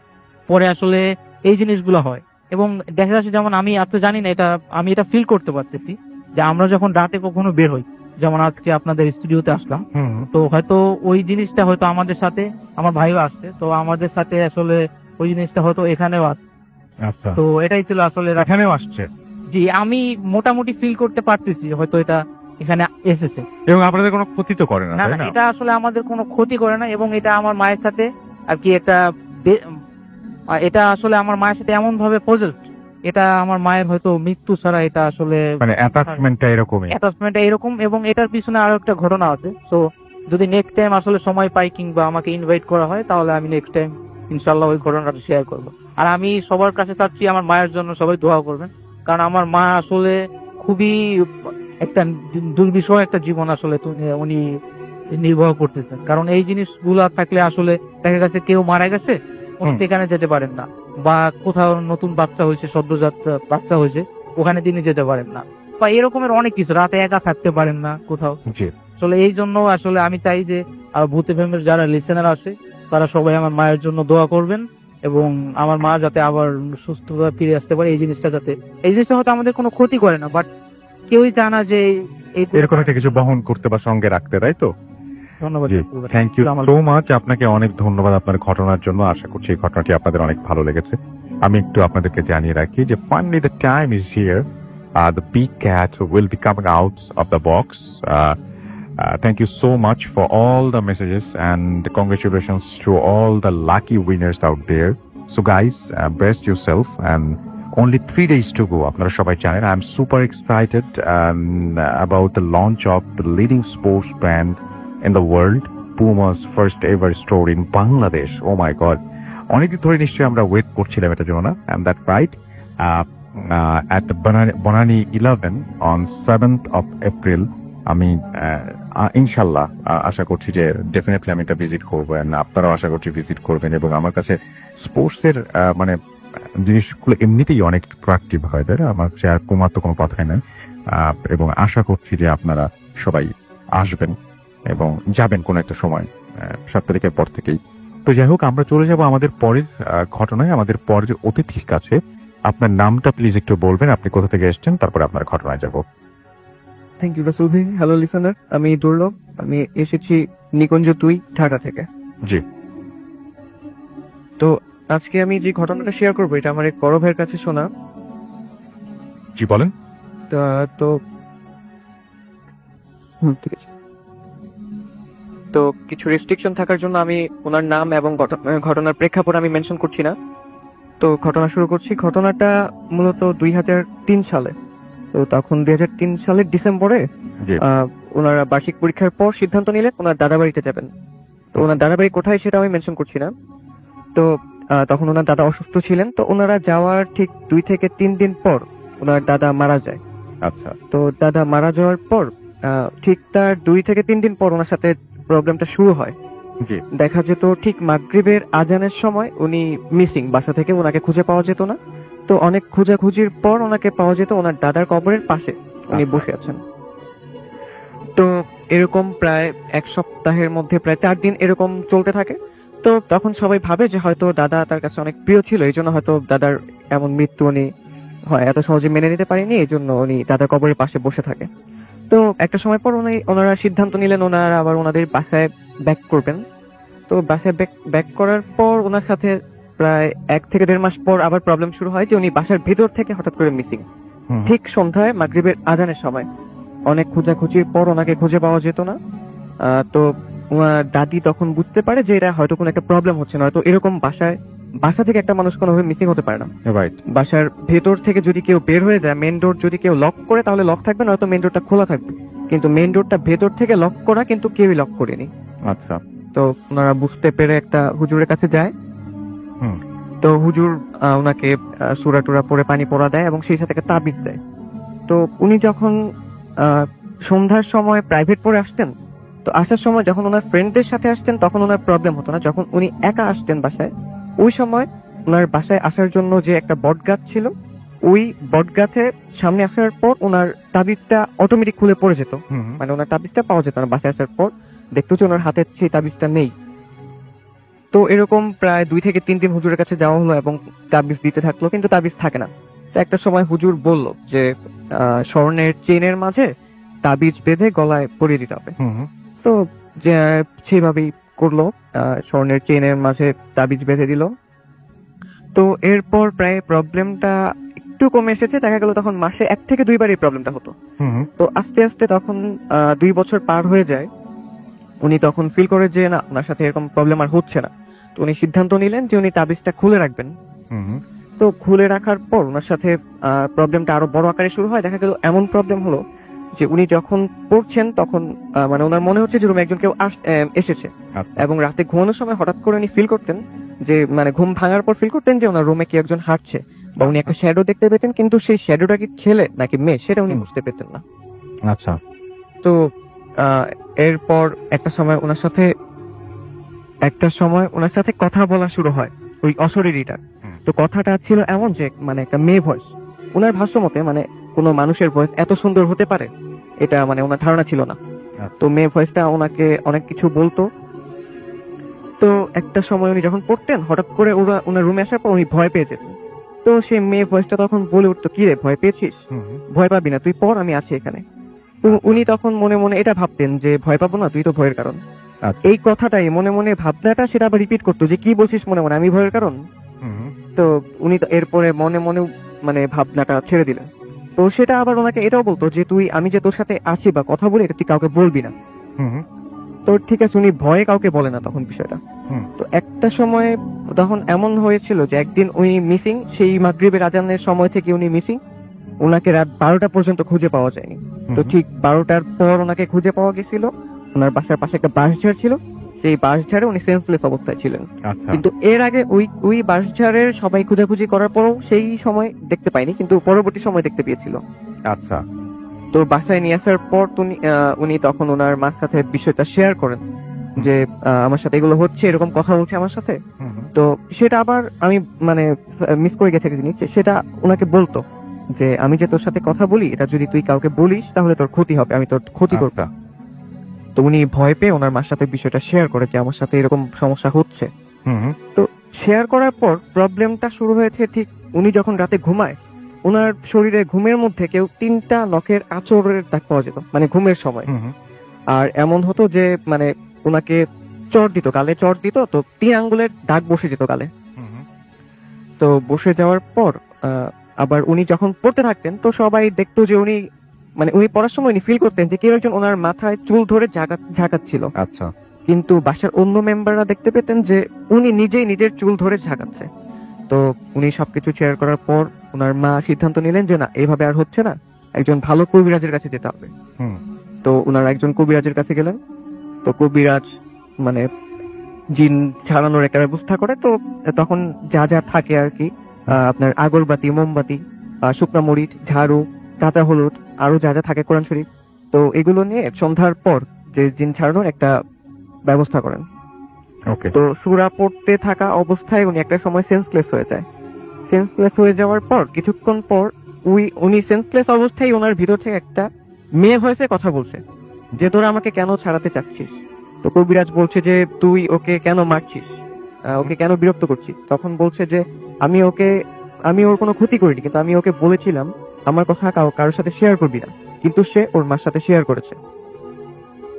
তো এরপর কবিরাজ ওকে জিজ্ঞেস করলো যে তুই মানে ওর উপর কেন ভর করেছিস। সে বললো যে ওর দাদা যখন মারা যায় ওই সময় কবরস্থানের বাইরে আমি ছিলাম, সে যাওয়ার সময় ওকে আমার ভালো লেগেছে, এই জন্য আমি ওর উপর ভর করেছি, আমি ওকে কখনো ছাড়বো না, আমি সারা জীবন ওর সাথে থাকবো। আর যদি কেউ আমাকে তুই যদি চাস আমাকে ওর কাছ থেকে সরাতে, আমি তোর ক্ষতি করবো, আমি তোকে বাঁচতে দিব না। তো তখন কবিরাজ বললো যে ঠিক আছে, আমার বাঁচতে হবে না, তুই ওকে ছাড়, তুই যে কোনো মূল্যে ওকে ছাড়, না তো আমি তোকে মেরে ফেলবো। আচ্ছা। তো অনেক তর্ক বিতর্কের পর সে একটা সময় যাওয়ার জন্য রাজি হয়। তো তখন কবিরাজ বললো যে তুই যে চলে যাবি এটা কি প্রুফ রেখে যাবি। তো তখন সে বললো যে আমি চলে যাব ও আমি ওর পিঠে 3টা নখের আঁচড়ের দাগ থাকবে, তাহলে বুঝে যাবে আমি চলে গেছি, কিন্তু আমি চলে যাব, কিন্তু আমি তোকে ছাড়বো না। তো তখন কবিরাজ যা যা করার করলেন। একটা সময় দেখা গেল যে ওনার পিঠে আসলে 3টা নখের আঁচড়ের দাগ ছিল। তো তখন বোঝা গেল যে সেটা ওনাকে ছেড়ে চলে গিয়েছে। কিন্তু ওনার সেন্স আসার পর উনি যেটা দেখতে পায়, সেই কবিরাজের পা থেকে মাথা পর্যন্ত সমস্ত শরীরে আপনার ফোস্কা টাইপ, ফোস্কা শরীরের সারা শরীরেই ছোট বড় অনেকগুলো ফোস্কা পড়ে গেছে। তো উনি যেটা পরবর্তীতে ওনার মার কাছে শুনতে পায় যে উনি যখন সেন্সলেস অবস্থায় ছিলেন তখন কবিরাজ যখন সূরা পড়ছিল তখন ওনার শরীরে আস্তে আস্তে একটা একটা করে ফোস্কা পড়ছিল। তো তার ঠিক 1 সপ্তাহ পর সেই কবিরাজটা মারা যায়। আচ্ছা, তো এরপর মূলত ওনার সাথে কোনো প্রবলেম হয়নি, কিন্তু এখনো মাঝে মাঝে ওনার সাথে কিছু প্রবলেম হয়। যেমন ওনার মনে হয় যে ওনার রুমে কেউ রাতের বেলা হাঁটছে বা মানে কোনো একটা সাউন্ড পায় উনি। আর এখনো উনি কোনো জায়গায় কোনো প্রবলেম থাকলে উনি বুঝতে পারে যে এখানে প্রবলেম ফিল করতে পারে। আচ্ছা, তো রাসেল ভাই, এই ছিল আমার ঘটনা। Thank you so much. আপনার ঘটনার জন্য আপনাকে অনেক ধন্যবাদ। আমি দেখতে পাচ্ছি যে আমাদের এখানে অলরেডি ফেসবুকে আরো নতুন কিছু মেসেজ চলে আসছে। আমাদের যে ভূত এফএমের পেজটা রয়েছে সেই ভূত এফএমের পেজে আমি দেখতে পাচ্ছি যে অনেকে আমাদের এখানে কমেন্ট করছেন। আমাদের এখানে আছেন যারা, তাদের কমেন্টগুলো আমি পড়বো কিছুক্ষণের মধ্যেই। এবং আমাদের যে টুইটারে যারা লিখছেন তাদেরকে অনেক ধন্যবাদ এতক্ষণ পর্যন্ত আমাদের সাথে এভাবে মানে সবসময়ের জন্য থাকার জন্য। এবং আরিফুল ইসলাম আমাদের লিখলে অনেকদিন পর শুনছি। আমাদের সঙ্গে আছেন জ্যোতির্ময় এবং তিনি বলেন আই লাভ ভূতাতেন। তাহিতুল মাহি আমাদের সঙ্গে আছেন, চিটাগাং থেকে তিনি শুনছেন। ইশতিয়াক আহমেদ অপু আমাদের সঙ্গে আছেন, তিনি একা একা শুনছেন। আমাদের সঙ্গে আছেন এমডি শাকিল মাহমুদ এবং আমাদের সঙ্গে আছেন দেখতে পাচ্ছি আবু নোমান ফয়সাল এবং আমাদের সঙ্গে আছেন দেখতে পাচ্ছি মোহাম্মদ আলী। এছাড়া আমাদের সঙ্গে আছেন ডিজে মিশু, আছেন আমাদের সঙ্গে এমডি মেহেদি হাসান, আছেন আমাদের সঙ্গে আব্দুল্লাহ লিমন, আমাদের সঙ্গে আছেন দেখতে পাচ্ছি আব্দুল্লাহ আল লিমন ছাড়াও আরো অনেকেই, আশিক ইশতিয়াক আছেন আমাদের সঙ্গে, আছেন অন্ত মালিক, এমডি নাহিদ সহ আরো অনেকে। আমাদের যে রেডিও ফুর্তির পেজ এবং ভূত এফএমের পেজ সেখানেও আপনারা অনেকে কমেন্ট করছেন। যেমন ভূত এফএমের যে পেজটি which is www.facebook.com/radio.furti, সেখানে bhutasm.russell, www.facebook.com/bhutfm.russell, সেখানে অনেকেই কমেন্ট করছেন। এমডি জুবাইল আহমেদ আমাদের সঙ্গে আছেন, আফরান হাবিব আমাদের সঙ্গে আছেন, আমাদের সঙ্গে আছেন রুমান এখন প্রিন্স, আমাদের সঙ্গে আছেন ইরফান সরকার, এমডি শরীফুল ইসলাম আমাদের সঙ্গে আছেন, জুবাইর আহমেদ রোমিও আমাদের সঙ্গে আছেন, আমাদের সঙ্গে আছেন শুভ বৈদ্য। এছাড়াও আমাদের সঙ্গে আছেন দেখতে পাচ্ছি এমডি রহিম শেখ, বিজে রবি খান আমাদের সঙ্গে আছেন, আমাদের সঙ্গে আছেন জুবাইর খান শাহবাগ ঢাকা থেকে, আমাদের সঙ্গে আছেন এম জান্নাতুন নাইম ইন্ডিয়া সিমরা থেকে শুনছেন, তিনি অনেক মজা লাগছে। ওকে, আমাদের সঙ্গে আছেন দেখতে পাচ্ছি এমডি রেশাদ খান, এহতানুল ফাহাদ আমাদের সঙ্গে আছেন, আমাদের সঙ্গে আছেন দেখতে পাচ্ছি আরিয়ান রহমান, আমাদের সঙ্গে আছেন ফিদয় টিকে আশিকুজ্জামান, আমাদের সঙ্গে আছেন ধ্রুব ঘোষ, এছাড়া আমাদের সঙ্গে আছেন শরীফা রহমান, আছেন আমাদের সঙ্গে রক বয় আবির, আছেন আমাদের সঙ্গে ক্ষতিকর সিয়াম, আচ্ছা আমাদের সঙ্গে আছেন দেখতে পাচ্ছি। এছাড়াও আরো অনেকেই, এমডি নীরব আমাদের সঙ্গে আছেন, আমাদের সঙ্গে আছেন মুজাহিদ কবির আছেন আমাদের সঙ্গে, এছাড়াও রিপাত সহ আরো অনেকে। থ্যাংক ইউ সো মাচ আমাদের সঙ্গে থাকার জন্য। আমাদের রেডিও ফুর্তি যে পেজটা, সেই পেজে আমরা দেখতে পাচ্ছি যে আপনারা সবাই আছেন এবং অনেকেই আমাদের সঙ্গে এই মুহূর্তে আমাদের সঙ্গে পার্টিসিপেট করেছেন এবং শুনছেন। আমাদের এই পেজটি অ্যাড্রেস হচ্ছে www.facebook.com/radio.furti। আর এখানে আছেন দেখতে পাচ্ছি খোকা, আছেন আব্দুল্লাহ জুবাইর, আমাদের সঙ্গে আছেন সিয়াম আহমেদ, লিমন শাহরিয়ার আমাদের সঙ্গে আছেন, আমাদের সঙ্গে আছেন তানভীর আহমেদ স্মরণ, আমাদের সঙ্গে আছেন আরিফিন আহমেদ ইমন, আমাদের সঙ্গে আছেন, আমাদের সঙ্গে আছেন রাতেল হুসাইন, ইমন অ্যাপ দিয়ে শুনছেন, আমাদের সঙ্গে আছেন মোহাম্মদ কবির হোসেন, শাওন আহমেদ আমাদের সঙ্গে আছেন, জয়নব ফরিন আমাদের সঙ্গে আছেন, আমাদের সঙ্গে আছেন দেখতে পাচ্ছি SI আবির চৌধুরী, আছেন স্বপ্নিল সাইদ, আছেন রাফেল হুসাইন, আছেন আফরান রিদু, মোহাম্মদ শফরান উদ্দিন আবির আমাদের সঙ্গে আছেন, আমাদের সঙ্গে আছেন দেখতে পাচ্ছি তমা, আমাদের সঙ্গে আছেন আরো অনেকেই, মিষ্টি সাথী সহ আরো অনেকেই আমাদের সঙ্গে আছেন। আমরা যেটা করবো সেটা হচ্ছে এখন একটা ছোট্ট বিরতিতে যাবো এবং বিরতির পরে আবার এখনই ফিরে আসবো। তো আমাদের সঙ্গেই থাকুন, স্টে টিউনড টু রেডিও ফুর্তি FM and do footy. That right, বিশ্বাস করা বা না করাটা আপনার ব্যাপার। শুনছেন রেডিও ফুর্তি এফএম, ঘড়িতে সময় রাত 1:30 আমি রাখতে আছি সাথে এবং আমাদের বাকি যে দুজন আরো অতিথি আছেন তারা এখন আপনাদের সাথে ঘটনা শেয়ার করবেন। তার আগে আমি একটু জানিয়ে দিই, আমাদের যদি আপনি ইমেইল করতে চান, আমাদের ইমেল অ্যাড্রেস হচ্ছে bhutfm@radio50.fm, which is bhwtfm@radio.fm। আপনার নাম, ঠিকানা এবং ফোন নাম্বার সহ আপনার জীবনে ঘটে যাওয়া বা আপনার জানা ফেরা ঘটনা লিখে পাঠিয়ে দিন আমাদের কাছে। ঘটনার শুরুতে অবশ্যই উল্লেখ করুন যে ঘটনাটি আপনি স্টুডিওতে এসে শেয়ার করতে চান, নাকি আপনি চান আপনার ঘটনা আমরা পড়ে শোনাই। যারা দেশের বাইরে রয়েছেন তারা সরাসরি অডিও ক্লিপ পাঠাতে পারেন বা লিখেও পাঠাতে পারেন আমাদের ঘটনাটি। আমাদের সঙ্গে আছেন আমাদের দুজন অতিথি এখন চলে এসেছেন।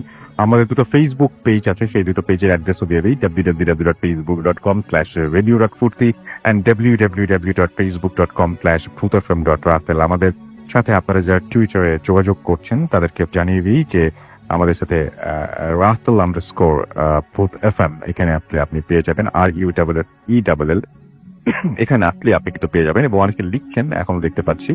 And thank you very much পুরোটা সময় আমাদের সঙ্গে থাকার জন্য। আশা করছি যে বাকি সময়টুকু আমাদের সঙ্গে থাকবে। এখন চলে যাব, আমাদের আরো একজন অতিথি আছেন, তার নাম শুনে আসবো আমি। কোথা থেকে এসেছেন, তারপর আপনার ঘটনায় যাবো। আপনার নামটা প্লিজ একটু বলবেন, কোথা থেকে এসেছেন, তারপর আপনার কথা শুনবো। বিসমিল্লাহির রহমানির রহিম। আমি মিঠুন, লালবাগ তহিদনগর থেকে। জি জি, আমি কি ঘটনা শুরু? জি, আপনার ঘটনায় শুনবো। আজকে আমি যে ঘটনাটা শেয়ার করবো যে সেটা ইজ ইট রাইট কোম্পানি ভাই? জি বলেন। তো ঘটনাটা আমার গ্রামের, আমার ছোট ভাই একটু আগে যে ঘটনাটা বলছিল আমাদের সেই বাড়ি কেন্দ্রিক একটি ঘটনা। তো আমি একদিন রাতে আমার ফ্যামিলি মেম্বারদের সাথে আমার একটু ঝগড়া হয়। বিশেষ করে ঝগড়া বলতে বাবা মার সাথে তর্কাতর্কি হয়, তারা আমাদের একটু রাগারাগ করার পরে আমি রাগ করে বাসা থেকে বের হয়ে যাই। জি। তো সেদিন চাঁদনি রাত ছিল, মানে বাইরে অনেক ফর্সা ছিল, যার কারণে আমি ভয় পাইনি। তখন রাত 11:45 মতো হবে। তো আমি তখন বের হয়ে গেলাম। বের হওয়ার পর আমাদের এখানে দুটো মিল ছিল।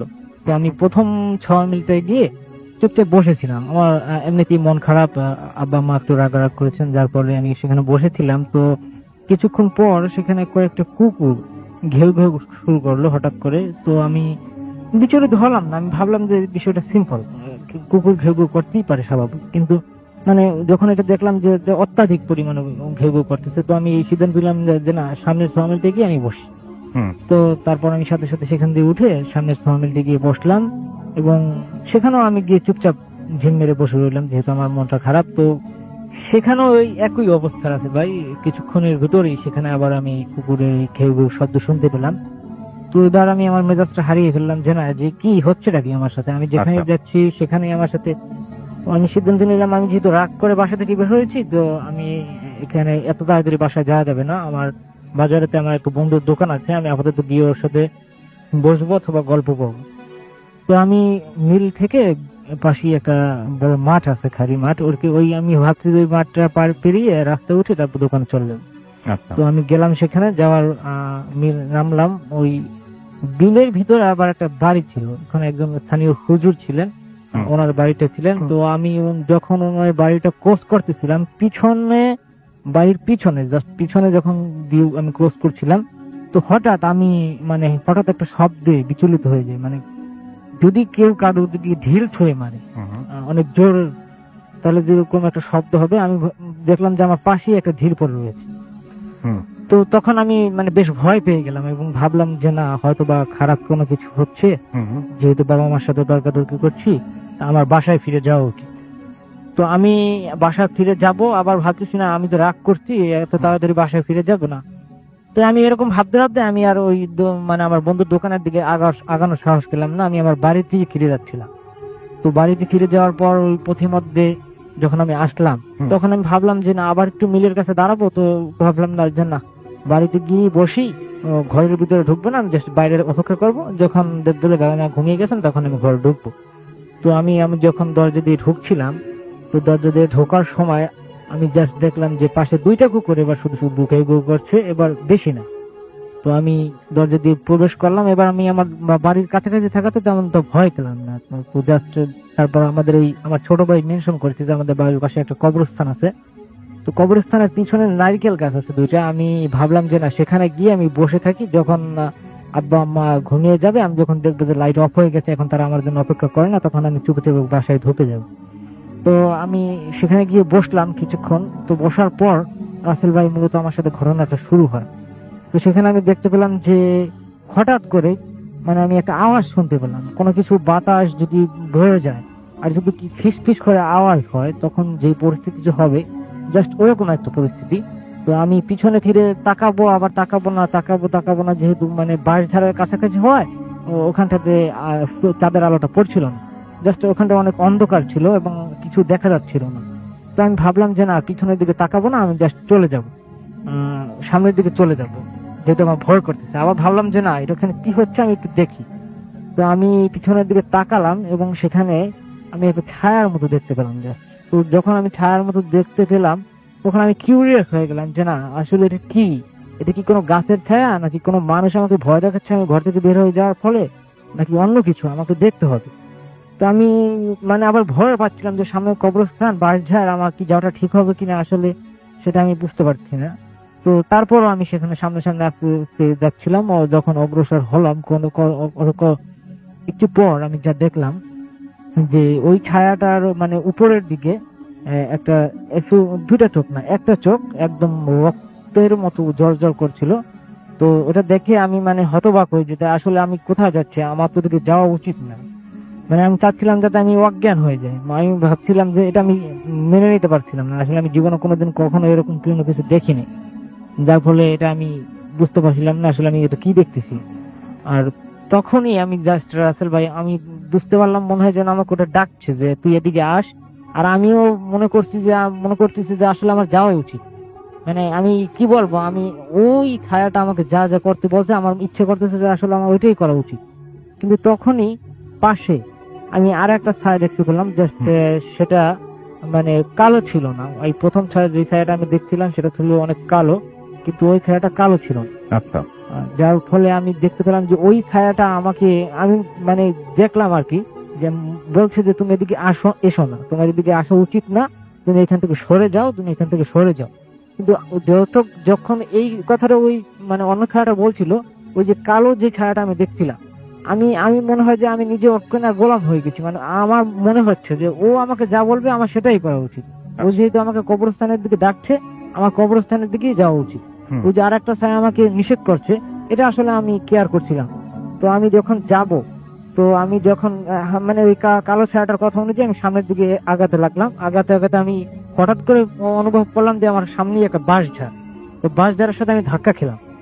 ধাক্কা খাওয়ার সাথে সাথে রাসেল ভাই আমি অনুভব করলাম যে যদি কেউ আমার হাত ধরে অথবা আমার ঘাড় ধরে সামনের দিকে ধাক্কা দেয়, তাহলে মানে যেরকমটা ফিল হবে, আমি জাস্ট ওরকম কিছু ফিল করলাম যে আমাকে কেউ আমার এই ঘাড় ধরে ধাক্কা দিয়ে সামনের দিকে যেতে বলতেছে। আচ্ছা, তো তখন আমি হঠাৎ করে আমার মনে হচ্ছে যে না, আমার তো সামনের দিকেই যাওয়া উচিত, আমার তো কবরস্থানের দিকে যাওয়া উচিত না। আর আমি বিশেষ করে রাসেল ভাই দিনের বেলা তো ওই দিকে বেশি যেতাম না, মানে ভয়, কবরস্থান, বাঁশঝাড় এগুলো আমি খুব ভয় পেতাম ছোটবেলা থেকে। আর কখনো এগুলো আমি মানে ওরকম কিছু দেখলে আচ্ছা, কি বলো তারপরে আমি শেষ করি। আচ্ছা, তারপরে এখান থেকে আমি কতক্ষণ যাওয়ার পর আমি মানে দৌড় দিলাম এবং বেহুশ হয়ে গেলাম। এবং ঘরে যাওয়ার পর আমি ওই বেহুশ হয়ে যাওয়ার পর আমার আব্বা আম্মা এসে আমাকে নিয়ে গেলেন। তো তারপর আমার কিছু মনে নেই। সকালবেলা আমার আব্বা আম্মা যা বলছিল যে মানে রাত্রে নাকি আমি অনেক চিৎকার চেঁচামেচি করছি এবং বলছিলাম যে আমাকে নিয়ে যাচ্ছে, আমাকে বাঁচাও, আমাকে নিয়ে যাচ্ছে, আমাকে বাঁচাও। পরে রাসেল ভাই ওই যে আমার মায়ের সাথে যে প্রবলেমটা আসছে, মানে এখন প্রবলেম বললি আর যাই বলি ওটা তো আছে, তো ওইটা থেকে জানতে পারি যে ওখানে একটা খারাপ জিন ছিল। আর আমি যখন ঘর থেকে বের হয়েছিলাম তখন সাথে সাথে ও নাকি আমার পিছু নিয়েছিল, মিলে যখন গিয়েছি তখনও ডিস্টার্ব করতে, আমি যেখানে ছিলাম সেখানে আমাকে ডিস্টার্ব করছিল এবং উনি থাকার কারণে তেমন কোনো ক্ষতি করতে পারেনি। এই ছিল আমার ঘটনা। থ্যাংক ইউ সো মাচ আপনার জন্য, আপনাকে ধন্যবাদ অনেক। আমরা চলে যাবো আমাদের শেষ অতিথির কাছে। আপনার নামটা একটু প্লিজ বলবেন, কোথা থেকে এসেছেন, তারপরে আপনার ঘটনায় যাব, এবং শুরুতে আপনার নামটা একটু বলবেন প্লিজ। আসসালামু আলাইকুম রাসেল ভাই, ওয়ালাইকুম আসসালাম। আমি ইমরান হোসেন বলতেছি, পাড়া থেকে আসছি। জি, ঘটনাটা ঘটছিল আমার বাবাকে নিয়ে জি, 2006-7 সালে। তখন আমি ক্লাস 8 বা 9 পড়ি। আমি সরাসরি ঘটনায় চলে যাচ্ছি। জি। তো আমার বাবা প্রায় সময় রাত করে বাজার থেকে বাড়িতে ফিরতেন। তো একদিন প্রতিমধ্যে বাবা দেখতে পেলেন যে রাস্তা থেকে পানি উঠতেছে। তিনি চিন্তা করলেন যে আকাশে কোনো মেঘ নাই, কোনো বৃষ্টি হয় নাই, তো পানি আসলো কোথা থেকে। এটা ভাবতে ভাবতে উনি খেয়াল করলেন যে পানি বাড়তে শুরু করতেছে। হাঁটু সমান পানি, পানি থেকে হাঁটু থেকে তারপর কোমর সমান পানি, তারপর আস্তে আস্তে আস্তে আস্তে বুক বরাবর পানি হয়ে গেল। তো এই ঘটনার পর বাবা চিন্তা করতে লাগলেন যে আসলে পানি আসলো কোথা থেকে এবং এত পানি কোথা থেকে আসলো। তো তিনি খেয়াল করলেন যে পানিতে স্রোত হচ্ছে, হালকা হালকা স্রোত হচ্ছে, সাথে ছোট ছোট ঢেউ। উনি ব্যাপারটা বোঝার চেষ্টা করলেন যে আসলে কি ঘটতেছে কি ঘটতেছে। উনি বুঝতে বুঝতে দেখলেন যে আপনার সমুদ্রের মতো যেমন ঢেউ হয় বড় বড়, ওইরকম ঢেউ শুরু হয়ে গেছে। তো উনি তৎক্ষণাৎ কিছু বুঝতে না পেরে কি করলেন, আপনার কি যেন সূরাটার নাম ভুলে গেছি, আচ্ছা সেটা বলতে হবে না, আপনি আপনার ঘটনা আয়াতুল কুরসি সূরাটা উনি জোরে জোরে পাঠ করতে লাগলেন এবং সাথে সাথে দেখলেন যে পানি যা কিছু ছিল সবকিছু হাওয়া হয়ে গেছে। এরপর তিনি দেখলেন যে রাস্তার দুই পাশে যে বাগানগুলো ছিল, ছোট ছোট সুপারি গাছগুলো ছিল, ওগুলাতে ছোট্ট খাট্ট একটা ঝড়ের মতো তৈরি হচ্ছে, মানে যেন কে যেন গাছগুলোকে নাড়াচ্ছে, খুব জোরে জোরে নাড়াচ্ছে। তো বাবা যেহেতু আগে সমুদ্রে কাজ করতেন, উনি ভয় পাননি। উনি চিৎকার করে বললেন, কে তুই, সাহস থাকলে সামনে এসে দেখা। কিন্তু ঝড়গুলো থেমে গেল। এরপরে এক গাছ থেকে আরেক গাছ, এক গাছ থেকে আরেক গাছ নড়তে লাগলো জোরে জোরে। তখন বাবা একটু হালকা ভয় পেলেন। উনি কি করলেন, আমাদের বাড়ির যে 3 রাস্তা ছিল ওই 3 রাস্তা পার হয়ে রাস্তার পশ্চিম পাশে চলে আসলেন এবং ঝড়টা ওনার পিছনে মানে বইতেছিল।